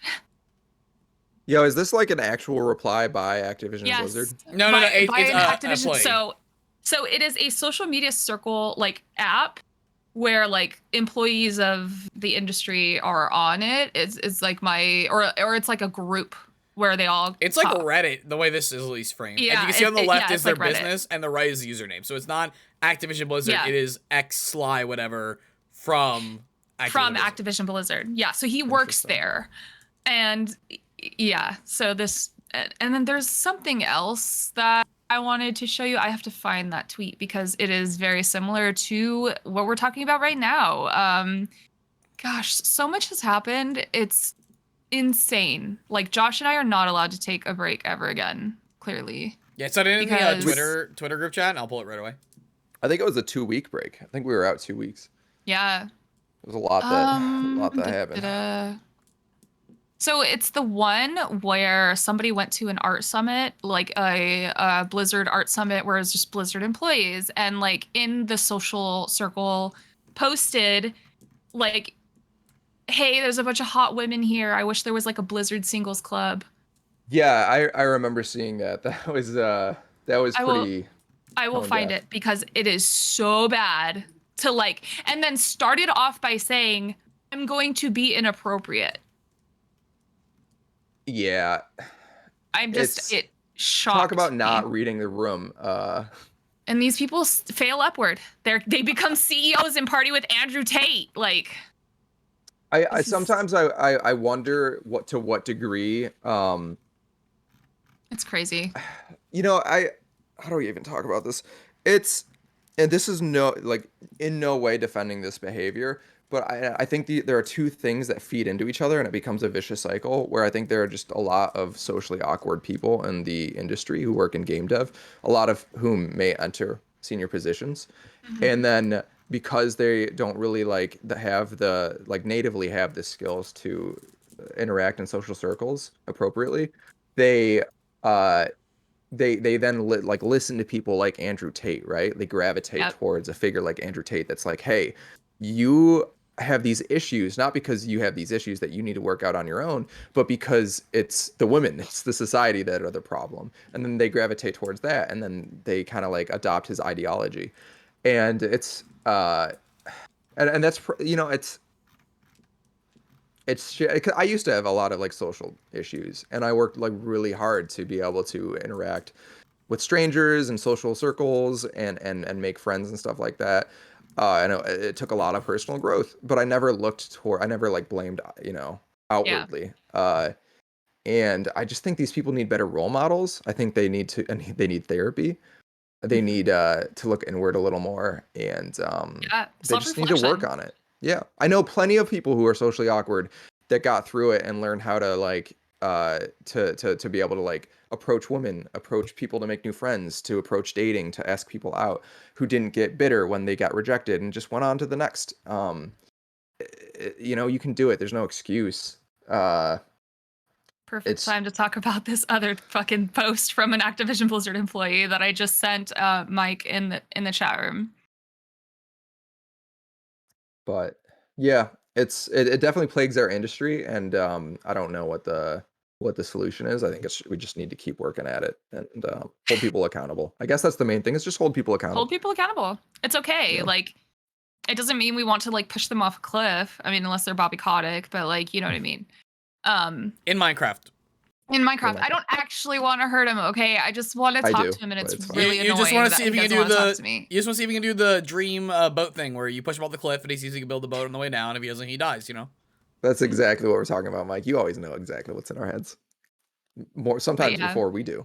Speaking of stupid Blizzard employee tweets, let's look at this one. Fuck it. I'm just going to be inappropriate for a second and say, holy shit, Blizzard Art Summit made me realize there's some crazy talented peeps here.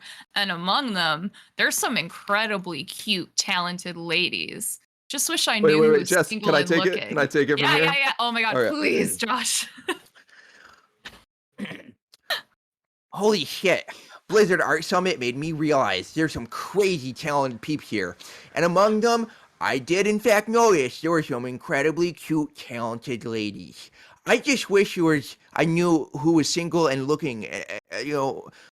Wait, I was afraid to bring this up, but man, Could there be a Blizzard singles club? Because that would save us from some shy, awkward, inverted nerds the embarrassment of engaging and flirting with those who are taken. I'm just saying, don't fire me. I don't mean to be triggering or nothing. Please don't fire me. No triggering. Ladies. Hey, yo, girl. Don't listen to work. Ladies. Hey, yo, girl. Can I Horny get, boy's get gonna that be Discord, horny. girl? What's up? Look, we're all horny sometimes, but we don't Which need to is fine, right? broadcast Like, it on Twitter. okay, can I just say, first off, this wasn't even Twitter. This was like that employee thing that I was telling you Right. about. So like he knew it was wrong. He led into it and closed out knowing that it was wrong and still fucking did it. And can I just say it's fucking weird that he doesn't want to interact with any women unless they are single? Like, are you a predator? Like, what's wrong with you? I get, like, sometimes naturally you meet people at work and you hit it off. That's fine. I'm not saying shame people who have sex with coworkers, like, in a way that's ethical and, like, I'm not preying on you, right? To go into work and treat it as your dating grounds and, like, coming to a work, summit, it creates a power dynamic of, like, the people that you are talking to work with you. They have to speak with you.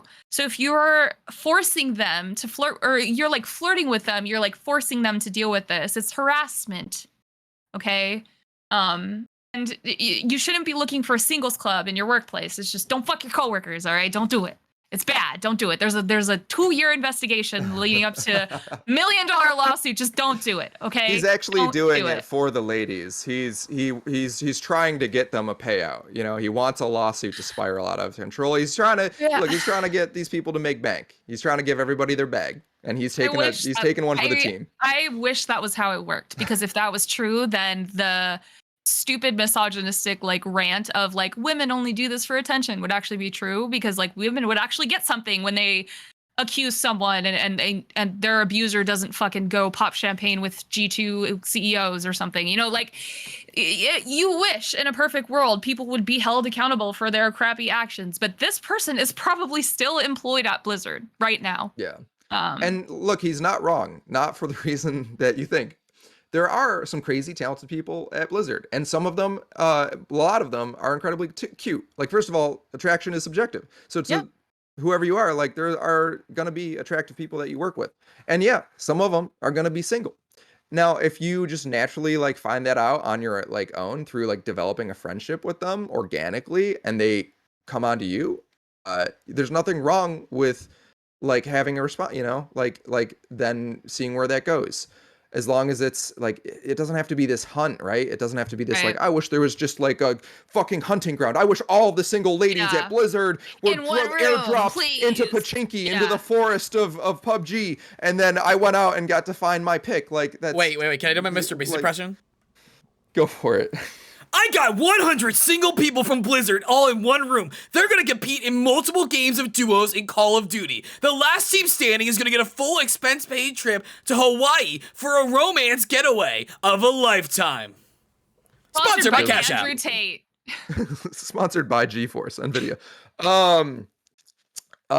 Yeah, it's like you just. Can I also just say we know when you're being like this. Like, we know when you genuinely think that you like us because you like our personality, or we know that you just think we're attractive and you want to have sex with us. We genuinely know within seconds of meeting you. You didn't need to post this. Everyone probably already thought you were creepy and horny and just left you alone. And that's why you were like, I have nowhere to turn but social media. I'm horny. People know when you're ingenuine and you don't want to make an actual connection with someone, and you just want to like have hot friends and fuck hot friends all the time and like be surrounded by hot people all the time. It's not a good virtue. You shouldn't want that. You should want to meet people organically and not be a fucking weirdo. I'm just gonna say it. Uggos have more fun. We can tell when you're being gross.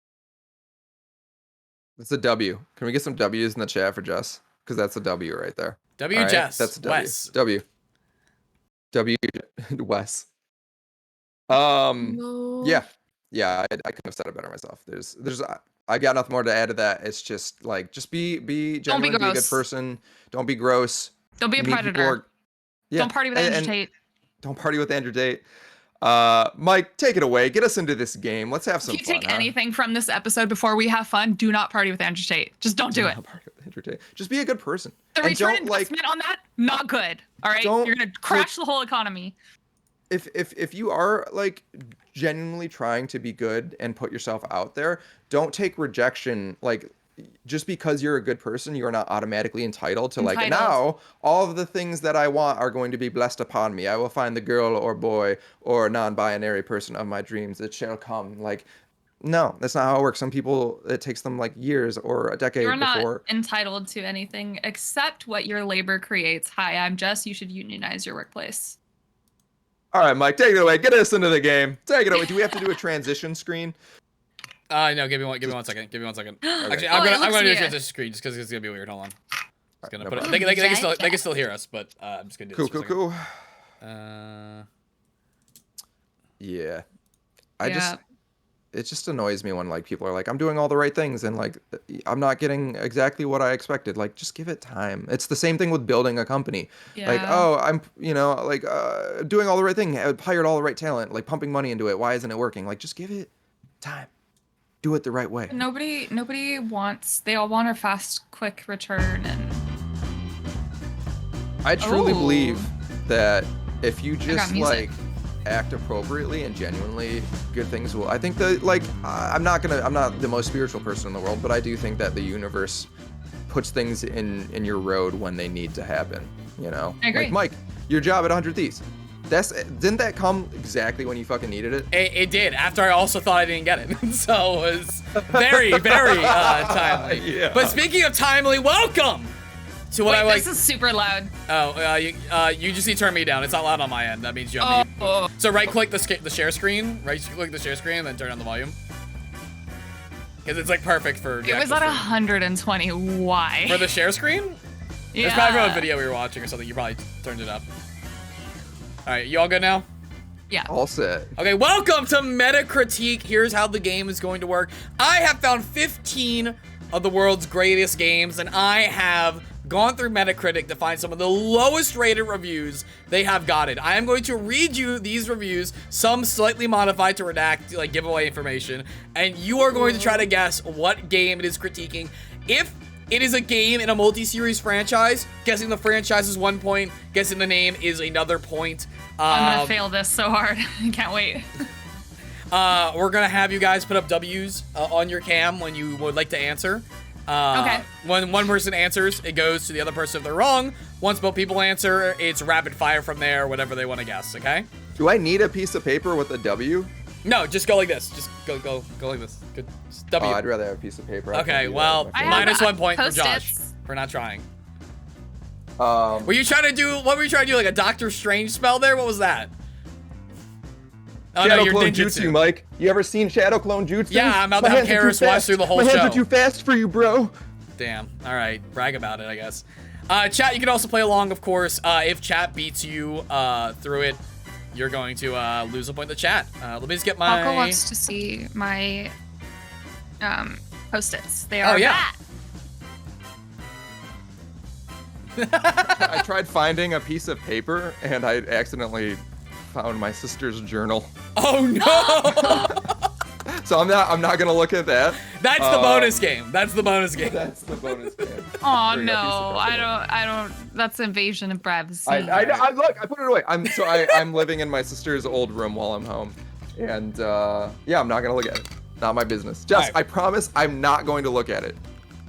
Where is a piece of paper? Fuck it. I'll do the W. All right, y'all Or ready? Shadow Clone Jutsu, whatever. All right, here is the first game. So I'm going in, and the rule is you cannot attempt to answer until I'm done reading. So I'm going to read you the entire review, and then I'm going to say the score they gave it out of 10. And after I say the score is when you are allowed to ring in. If you would like it reread during the time it's being reread, nobody can guess. So if it's being if one of you is like, can you reread that again? Sure. No one can guess until it's been reread. Okay. Okay. Okay. All right, waiting for Jess to get back. Sorry, my headset was like battery low. You're fine. So it might die. So We'll cross that bridge when we get there. All right, are we sounds ready? good. I'm ready, Mike. I'm ready. All right, the first review of the day.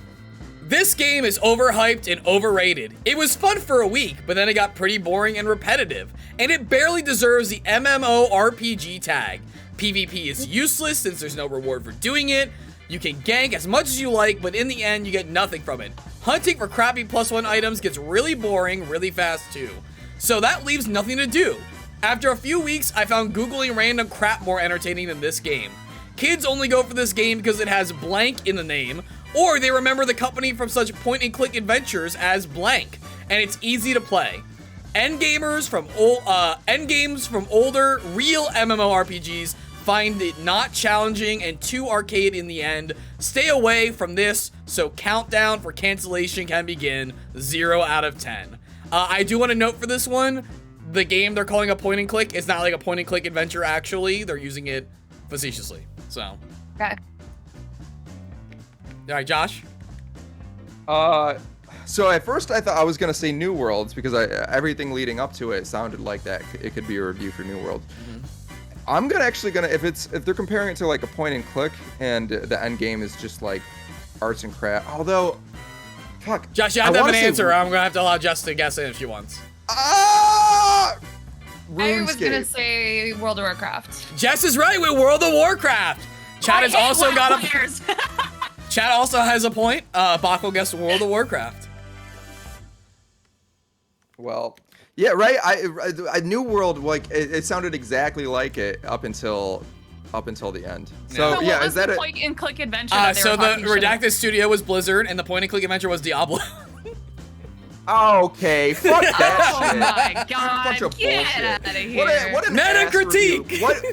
What gaming publication did this? Or what No. user? These are What's all the name of the users. These are all users on Oh, well, Metacritic. I want to Other put the user users. on blast. What was their I name? don't remember. I only So took the it name. sounds like somebody paid them to write that bad review. I They wanna only took the name for one review because I actually grabbed two because the one is so vague but kind of funny that I wanted to read it.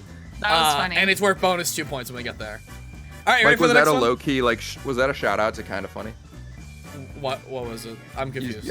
You said Kind of Funny. I don't know. That would've been Oh, funny. every That's time I the say kind of first funny one. is a review. Yeah, of course. Okay. Yeah. Anyway. All right. I got my W, by the way. Oh, there it is. Dubs. All right, everyone ready for the next round? Yes. Wait, really quick. Do you think it's immoral if I take one of my sister's little juice snacks? No, absolutely not. No, socialism is when you take your sister's juice snacks. Okay, I was Socialism hoping and that juice was- snacks for all. All right, here we Well, go. Ready for this one? socialism. All right. Yeah, Yes. I'm ready. This game is only good when viewed as a comedy. The horrible story is just bad enough to be funny. The game punishes you way too much for getting caught, and to top it all off, you can take a buttload of damage. Unlike previous installments where a few enemy shots could take you down, now you can take bullets left and right without even a flinch. If one does decide to heal, hit the button and wait for it. Wait for it, the menu finally pops up. It is ridiculous. The game comes down to being just a standard shooter because one can easily run through guns ablazing and have no trouble with it at all. It's just terrible. 3 out of 10. You really got me, Mike. A lot of Yeah. shooters out there. So So this it's a one, first-person shooter. yeah, this one's worth 2 points. One for the franchise and one for which game it is. Fuck me. Battlefield. You didn't Sorry. ring in. Okay, Josh. Battlefield. Incorrect. Over to Jess. Call of Duty. Incorrect. Wow! Open- 2 pillars open- knocked down. Open again. Anyone want to guess? Give the It's audience- just rapid fire now. Rapid fire now if you have any guesses. Wait, the menu. Was it The Division? It's not Division. That is incorrect. Okay. This is a first-person shooter, right, Mike? I don't think so. I think it can Oh. be, but no. Okay. Is it The Last of Us? No. I'm gonna get one more guess Okay. from each of you, and then I'm gonna call it on at least the franchise. Josh. I didn't actually have anything ready. Okay. Wait, in that no. case- all right. Back for Blood. Back for Blood. No. Chat has the franchise. It is Metal Gear Solid. Which Metal Gear Solid game is this? Chat has 2 points now. It is not the Phantom Pain as second hands, I guess. Wow, that's a good guess. Is this Ooh, 4? wait, which one is it? Metal Gear 4? You each only get one guess at this point. Josh, is that your final answer? 4? Yeah, that's my final answer. It is not 4. Jess. Fuck No me, way. man. Is it if it's Snake Eater? Is it Snake Eater? It is the Metal Gear Solid 3 Snake Eater. Best one. I want to fight whoever. Okay, listen. You have We are throwing hands. you have discovered the secondary game to this game, which is watching you react to these bad reviews. Oh my god, that's the best one. I know. The menu. How is that? Okay. All right. Next review. I also tried next- to make next- sure for next most one. of these, they're from within like the general release. So most I of these didn't are know, not like, reviews. Snake Eater. Most of these are like not reviews from like now, where people are like review bombing it or like being like, oh, this Yeah. game doesn't hold up. Like this is from like within like 2 years of the game coming out. That's funny. I think these questions are racially slanted. Uh-huh. I honestly, Mike, I just Game think, number I don't 3. think- This is not I a don't think franchise. you want the white man to win. All right. Well, the white man's got to play anyway, Josh. Game number 3. I think a lot of people must hold some kind of nostalgic view for this game. I couldn't play it more than 30 minutes. If you are into blank, I was not, you will probably like this game. For me, the gameplay is boring, the story is not engaging, and the crafting system is clunky and confusing. It is incredibly frustrating trying to get into a game only to need to use a wiki article to figure something out for like 5 minutes in. I wouldn't spend more than a couple bucks on this game, and even then, it wouldn't be worth it for me. 3 out of 10. Can I ask what console? Multiplat. Okay. Is this a Souls game? It is not a Souls game. I did say this is not a franchise, so. Oh. Also, Okay. you did not buzz in, so Jess? Is it?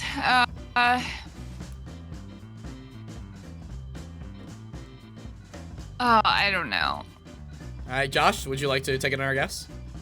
Really quick, is chat on point with any So of theirs? chat, Also, I do not recognize, chat has the ability to gain points with you. Right now the score is 2 chat, 2 Jess. Okay. So I do not acknowledge chat until afterwards. Please do not Gotcha, use gotcha, chat as a gotcha. crutch because they Sorry, seem to be yeah, doing better all right, than I'll you, turn it Josh. off. Shout out. So yeah, I think that Mike did come up with this secondhand. I did, and I this did. is a great idea. This is a great game. It's a great And I game. have no fucking idea what this game could be. I don't know All what. right. Any final guess from either of you, or you just do you want to hear You it said it's again? not I a can read it again. franchise?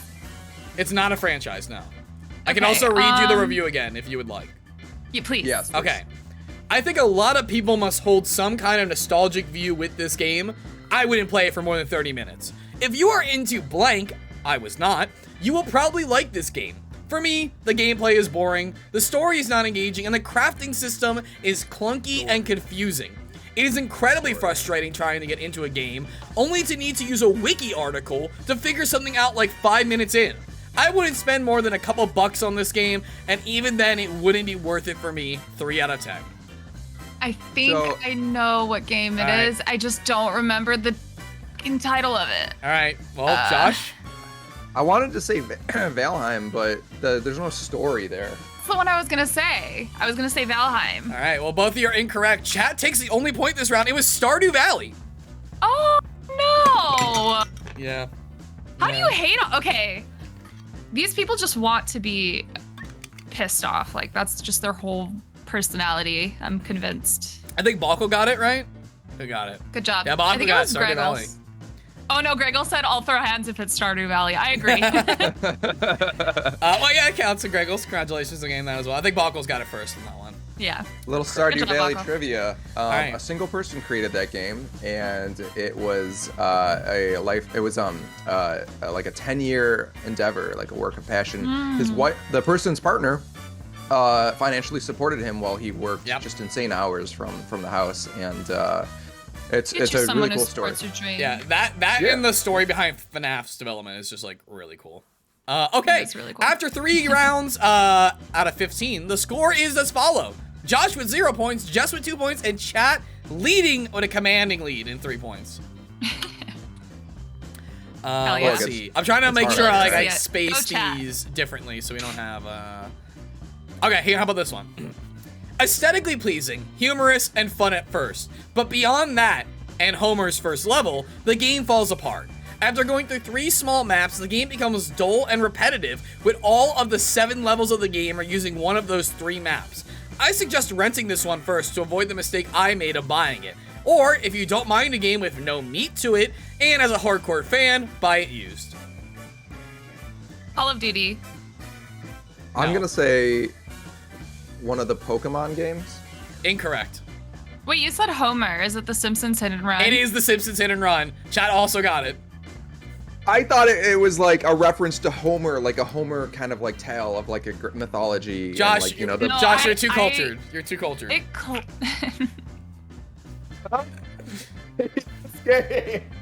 Hey, now you know how I feel the last game we played. I lost every single one. We're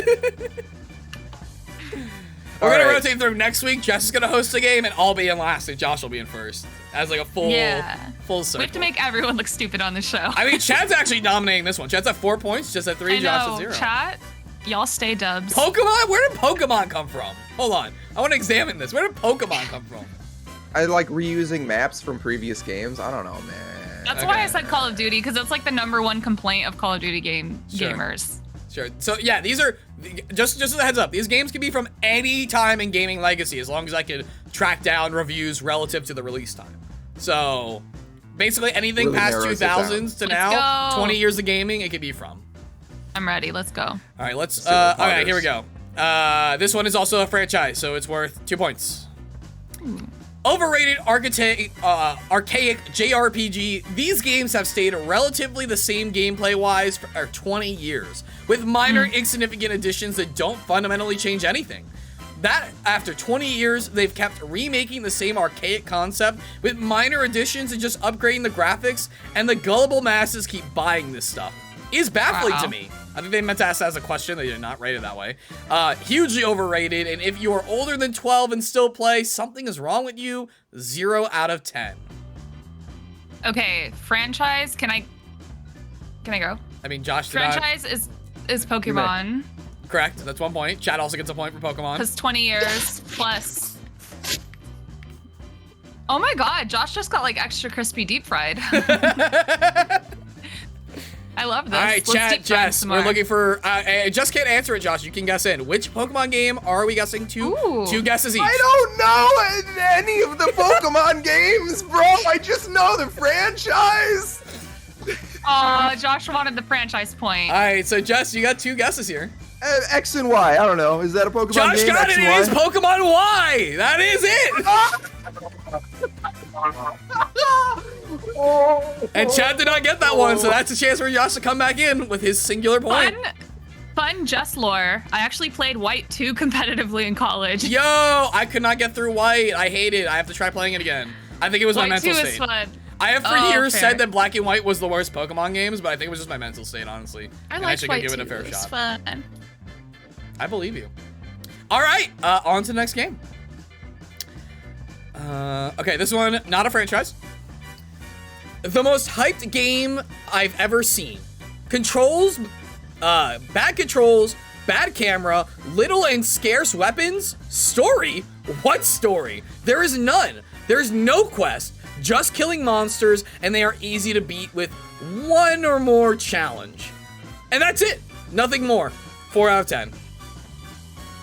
Bro, okay, I think I know what this is, and if it's what I think it is, I'm gonna be really upset. Okay. Is it Legend of Zelda? Is this Breath of the Wild? It is not a franchise. It is not Legend of Zelda. Josh. You're right, thank you. Chat was there Jess, with what you, was the Jess. so don't feel second bad. one? What was the what? Well, I just had another thing on our mind that I would love to hear. No, say the thing that you were. Can you re-say the? I can reread. Sure. It's gonna be Review, Josh's yeah. chance to answer first, though. Oh no, you can. It's okay. You can say that. You can re-say it. No, I'm gonna re-say it, but you get first chance because she's already guessed and you haven't. So I'm gonna read it and you get the first guess, Josh. So not a Okay, franchise. okay. The most hyped game I've ever seen. Controls bad, camera bad, little and scarce weapons. Story? What story? There is none. There's no quest. Just killing monsters, and they are easy to beat with 1 or more challenge, and that's it. Nothing more. 4 out of 10. Okay. Is this? And I want to make sure I'm saying the franchise right. It's not a franchise. It's not a franchise. Fuck me. Okay. God damn it. Monster Hunter. Yeah, that's what I was Well, gonna Josh say, gets the guess it's first, not but a no. franchise. So now, Josh, you Yeah, have two guesses lined up because Jess tried to cheat. That's not a franchise. Not Jesus. a franchise. You play franchise games, Mike. I'm a normal Are you Nancy. conceding? No. Monsters, Well, monsters. if you can't make a guess in the next 2 minutes, it'll be open to Jess again. Are you googling Hunt monster Showdown. games? No. Hunt Showdown. No. And one more It's a guess. story-based game.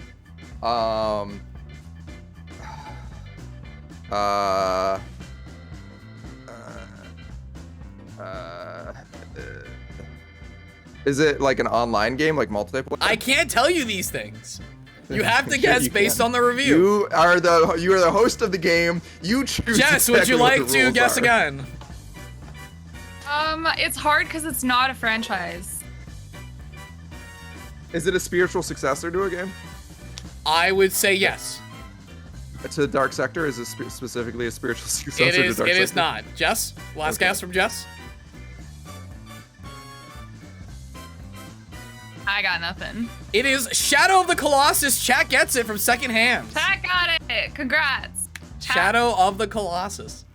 All right, I'm a fake nerd. I'm a fake gamer. Which I've been some people might get exposed. mad because people call it all their games a franchise, but they're not. Like I said no because it's not like Legend of Zelda, Yeah. Breath of the Wild, etc. You know. I think that's fair. Yeah. I wouldn't have guessed. Let's it, go to so, franchises yeah. for Josh, okay?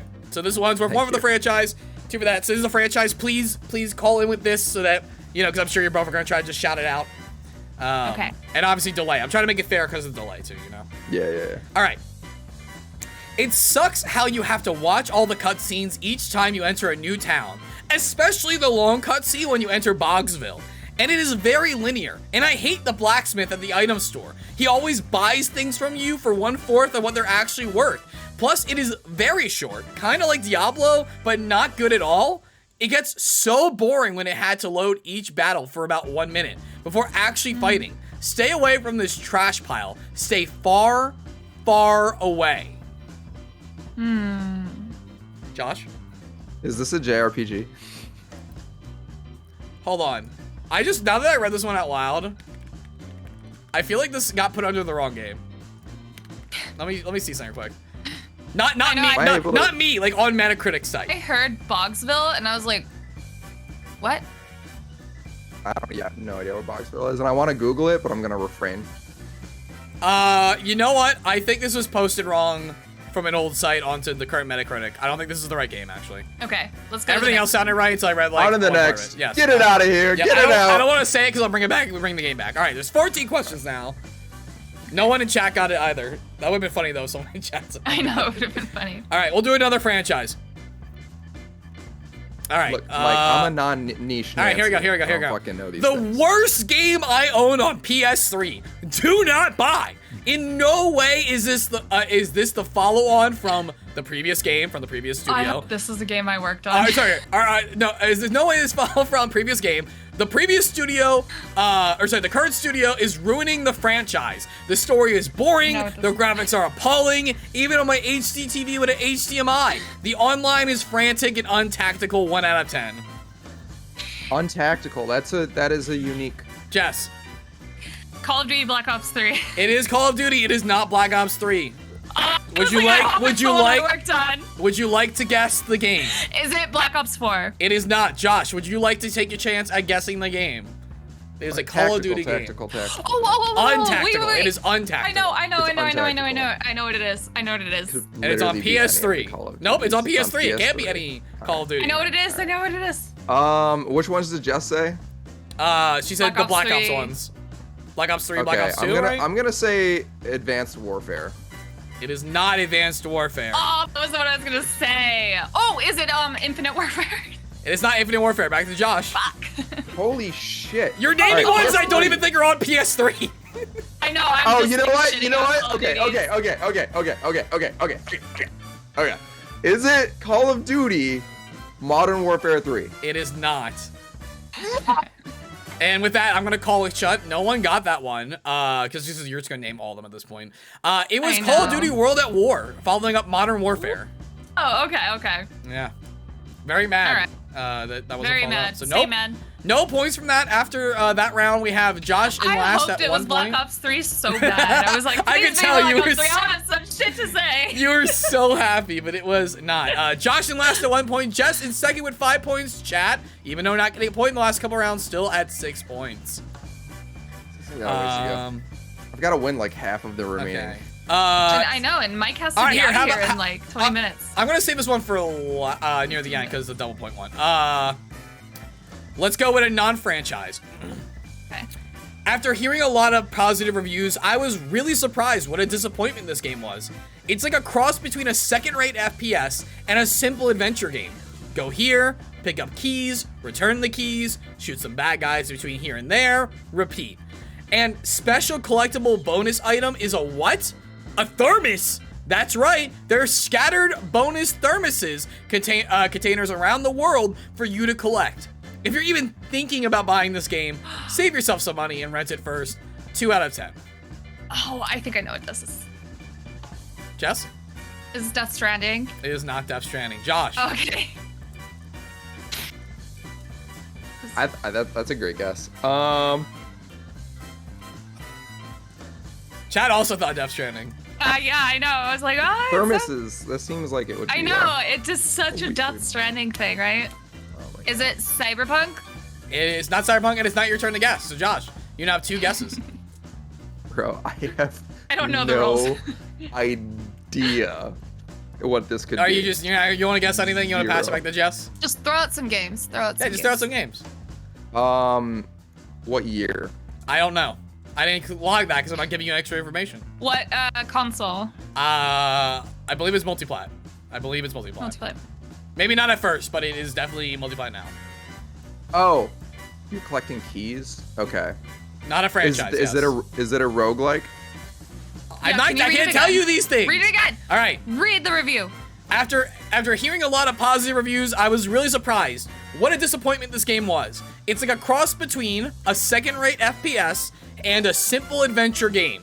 Go here, pick up the keys, return the keys, shoot some bad guys between here and there, repeat. And the special collectible bonus item is a what? A thermos. That's right, there's scattered bonus thermos containers around the world for you to collect. If you're even thinking about buying this game, save yourself some money and rent it first. 2 out of 10. I won't waste any more time. I have no idea. All right, Jess. Collecting keys. I don't know. Okay. Wait. Oh, no, it's not franchise. I have no idea. I'm lost. All right, Chad has also not guessed it. It is Alan Wake. Alan Wake. I actually haven't played that game. Alan Wake! The one non-franchise game Josh knows. Wow. I haven't played that game, so. All right, let's go to a franchise and make it easy for you all. Do you like falling off ledges? Good, because that's all you're gonna do in this lousy game. Over and over, someone show this studio Assassin's Creed for an example of how to control scheme that lets you run, jump, and climb over all the scenery as if it were second nature. You know, as if you actually had the surefootness of a Sith Lord. That clicking sound you hear is everyone involved with the game deleting it from their resumes. 2 out of 10. Wow. Josh. Is it Assassin's Creed? No! Are you? I know. One for the franchise, one for the game. Jess. Star Wars Fallen Order. Jedi Fallen Order. It is Star Wars. It is not Fallen Order. Would you like to guess the game, Jess? Battlefront. It is not Battlefront. Josh. Oh, okay.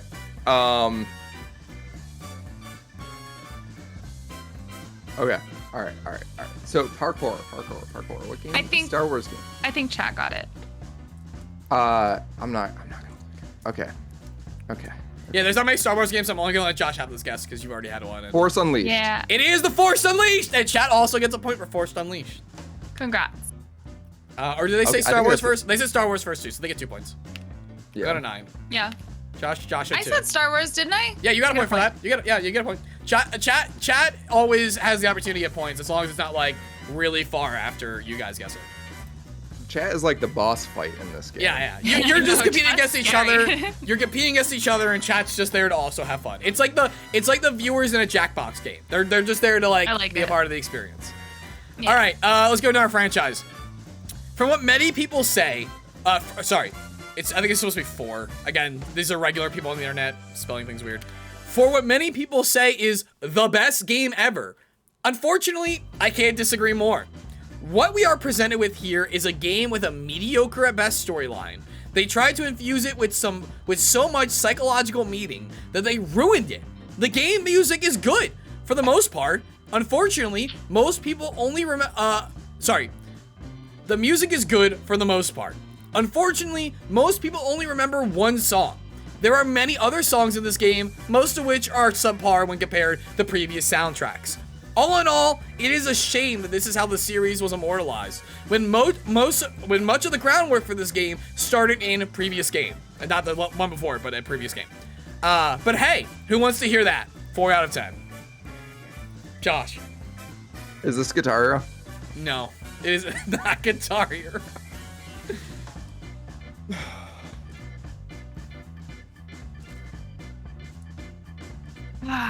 I can read it again because I did kind of stumble through it. Yeah, can you read it again? Yeah.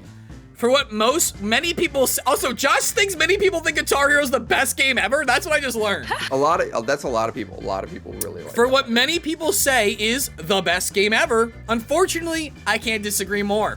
What we are presented with here is a game with a mediocre at best storyline. They tried to infuse it with so much psychological meaning that they ruined it. The music is good, for the most part. Unfortunately, most people only remember one song. There are many other songs in the game, most of which being subpar when compared to previous soundtracks. All in all, it is a shame that this is how the series was immortalized, when much of the groundwork for this game started in previous game in the series. But hey, who wants to hear that? 4 out of 10. Is it Legend of Zelda? It is not Legend of Zelda. Josh? I realized my mistake earlier when I focused too much on the music part of it and didn't really think about the psychological like impact of the game, which would have nothing to do with Guitar Hero. So, what has to do with what game? Uncharted. It is not Uncharted.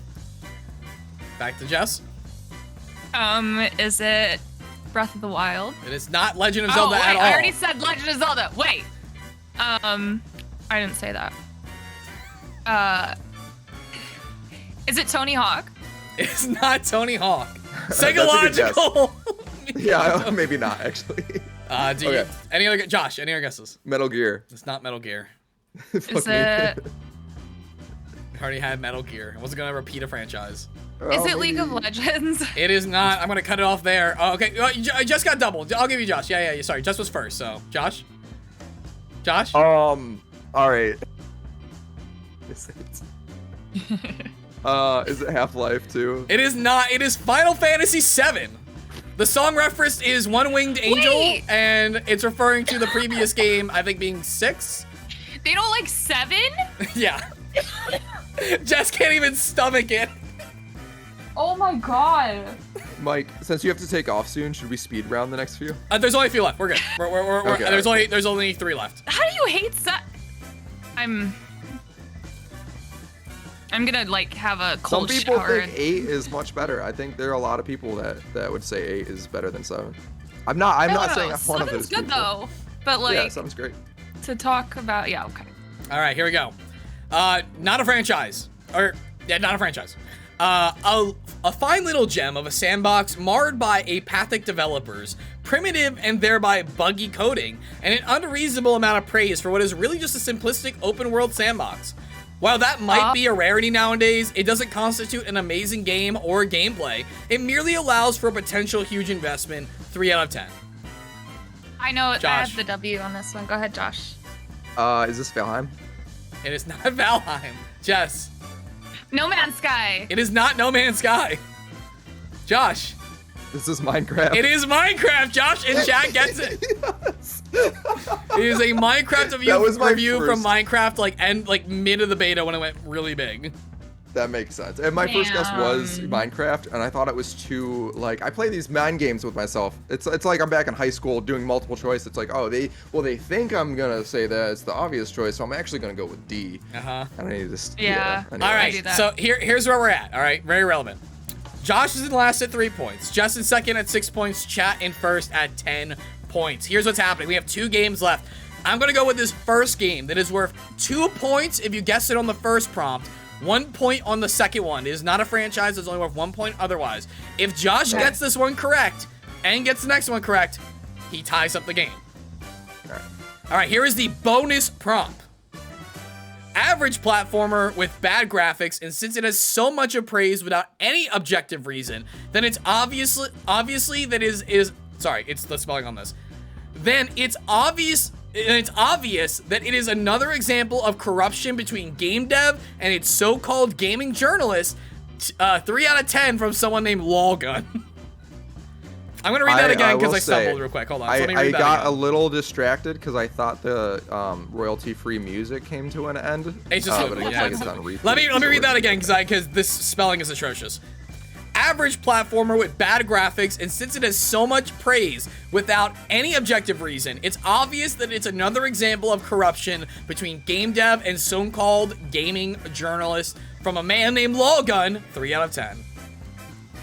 You said it's not a franchise. Not a franchise, no. Bonko in the chat needs to listen. If you can't get it, it's fine. This is just for the bonus points. There's a second prompt I can read. But if you get 2 here, that's going to be the game. What's the console? Multiplat. Collaboration between...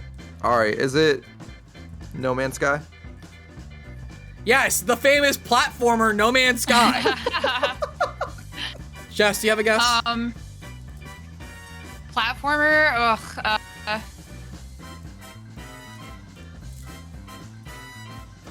All right, Josh, I'll give you one more guess before I read the second prompt because you need this really bad. Shovel Knight. No. All right, here we go. The actual prompt, this should help you get it.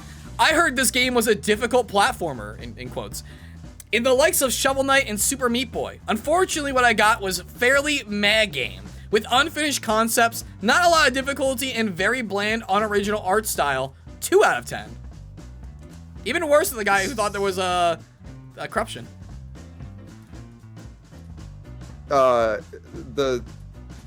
Josh? Is it that Super Mario, like one of the Mario ones? It's not a franchise. Oh, fuck me. It is later in the East Coast, Josh, isn't it? It's only 5:30. He needs his drink. Need my juice. Do Papa needs his juice. Do we have any guesses on this one before we close it out? Oh my lord. Platformer? Yeah. I don't know. play platformers. It is the indie darling, one of the best games of all time, Celeste. And Chat got that one right for 1 point. I've never heard that in my life. Chat got that one. We've never heard of Celeste? No, I've never heard of that game. You're not a gamer, dude. I told you, I'm all right, because I like things being interesting, I'm gonna make this one worth 3 points. Congrats, Chat. 4 points so that Josh can beat Jess if he gets this one right. All right, here we go. What Ready? is this, the Austin show? Why are we favoring it to the white guy? Okay, here you go. Here's what I'll do. How about this, Jess? Socialism. I'll give it 4 points. It's worth 4 points for Josh. It's worth 6 points for Jess so she can beat Chat. How about that? We love equality. I'm And okay if Chat with gets that. it right, they're all-time winners for life. All right, here we go.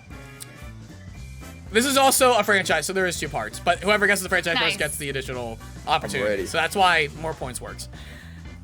Blank needs to mature. I believe Blank was referring to the franchise or the main character. Josh Miller? Is it Josh? Repetition, Josh?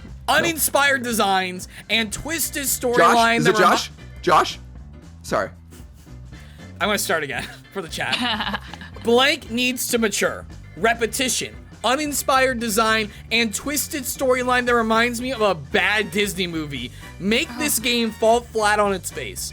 The Wolf segment was a shameless Okami ripoff without the joy or creativity, and the game in general just felt like it's a predecessor, or just felt like it's one of its predecessors that had lost its luster.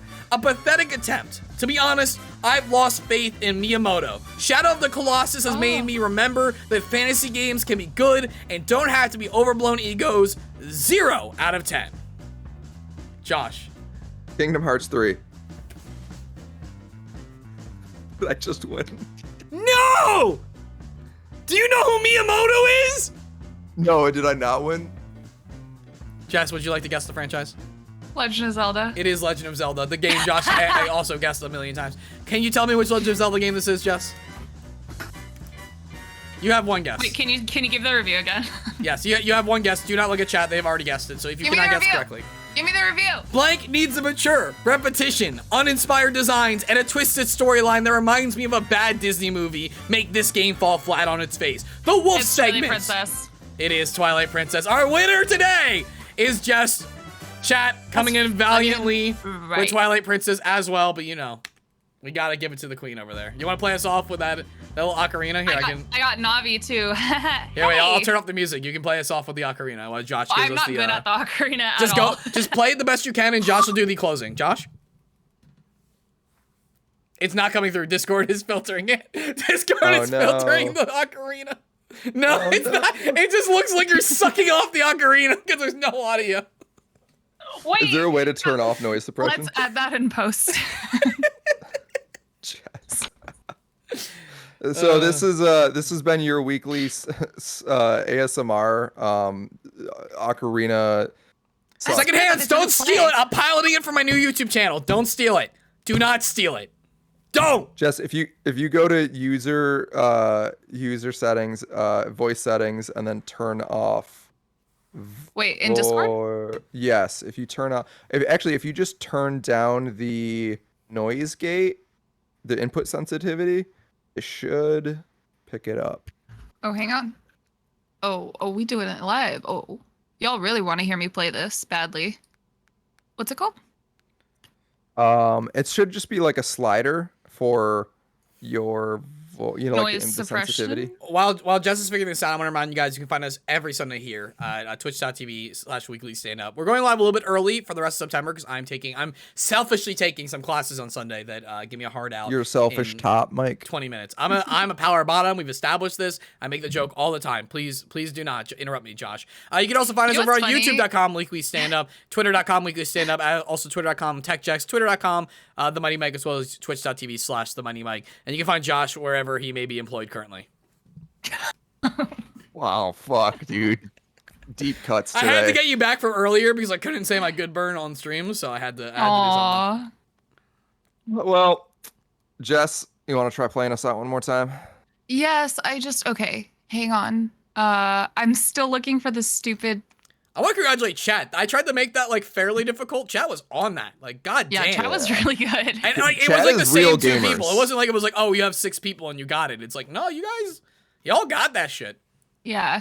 Colossus was the one that shocked me. I was like, this one's gonna be like really easy or really hard. And like, when you guys didn't get it, I was like, no way. And then chat got it immediately. I was like, oh shit.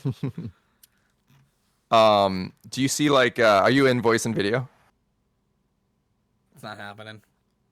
Yeah, probably. Nope. We lost. Wait, we is lost she Jess muted? Because completely. like, she just said fuck, right? I didn't hear that. Yeah, I didn't hear it either. Wait, maybe you were muted. That's all right. I'll take this one, guys. I don't hear Jess at all. Wait, hold on. I don't hear Jess at all. All right, she's unmuted. Jess, I think you again. might have turned whatever the slider is. I think you put it the wrong way. Yeah, I think you put it the wrong way because now it's like suppressing your voice. Or Except for when you a scream. different viewpoint, Okay, maybe her I'm out. voice is so musical She and found- angelic How about that it thinks it's yeah, you're good now. Can It's you hear not me? the Bobby Ooh, Kotick okay, slider. okay. Suppressing women. Nope, still doesn't work. Fuck. That's all right. Jess, you have to tweet a Discord's video of tweaking you out using there. it on Twitter after this, where people can Is the find you on TikTok. misogynistic ocarina? What is going on? Okay, apparently I haven't learned the skill yet, so Like, we need more AP I need points. to. Yeah. Mike, what if you just played like a kazoo version of Ocarina of Hold Time? on. I got it. Hold on. I got it. Give me a second. Okay, yeah, and then I'll just act it out. I'll fucking lip sync Yes. it. No, Exactly. I gotta play this out. Here we I go. love My that favorite for ocarina us. song. Hold on. Give me one second. Watch, this is what gets us DMCA'd. It will probably.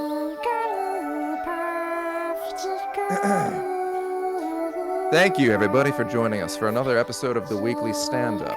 As always, we'll be here every week bringing you the latest news that you need to know about. I think I stole that straight out of Kind of Funny's intro.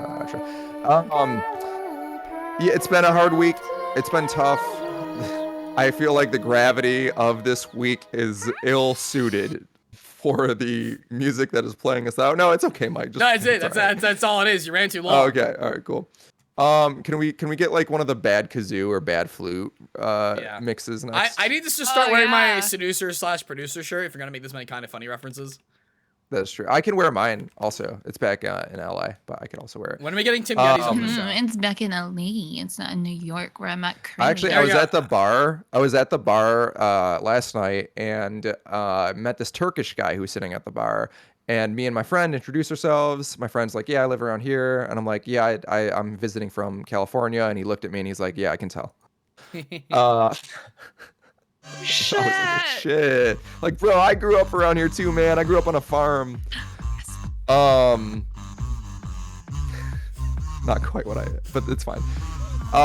It's been a tough week for games and games media. Again, I don't know if this is if the gravity of the week fits the song, but we do what we can to stay. Honestly, we have to do shit like this to stay positive. Thank you for tuning in. I'll probably kill myself.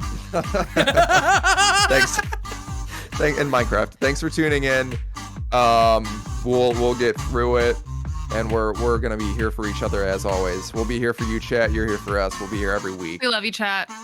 For the next month at least, maybe next 2 months, until Mike is done with his classes, his voice acting classes, will be coming an hour early, 12 p.m.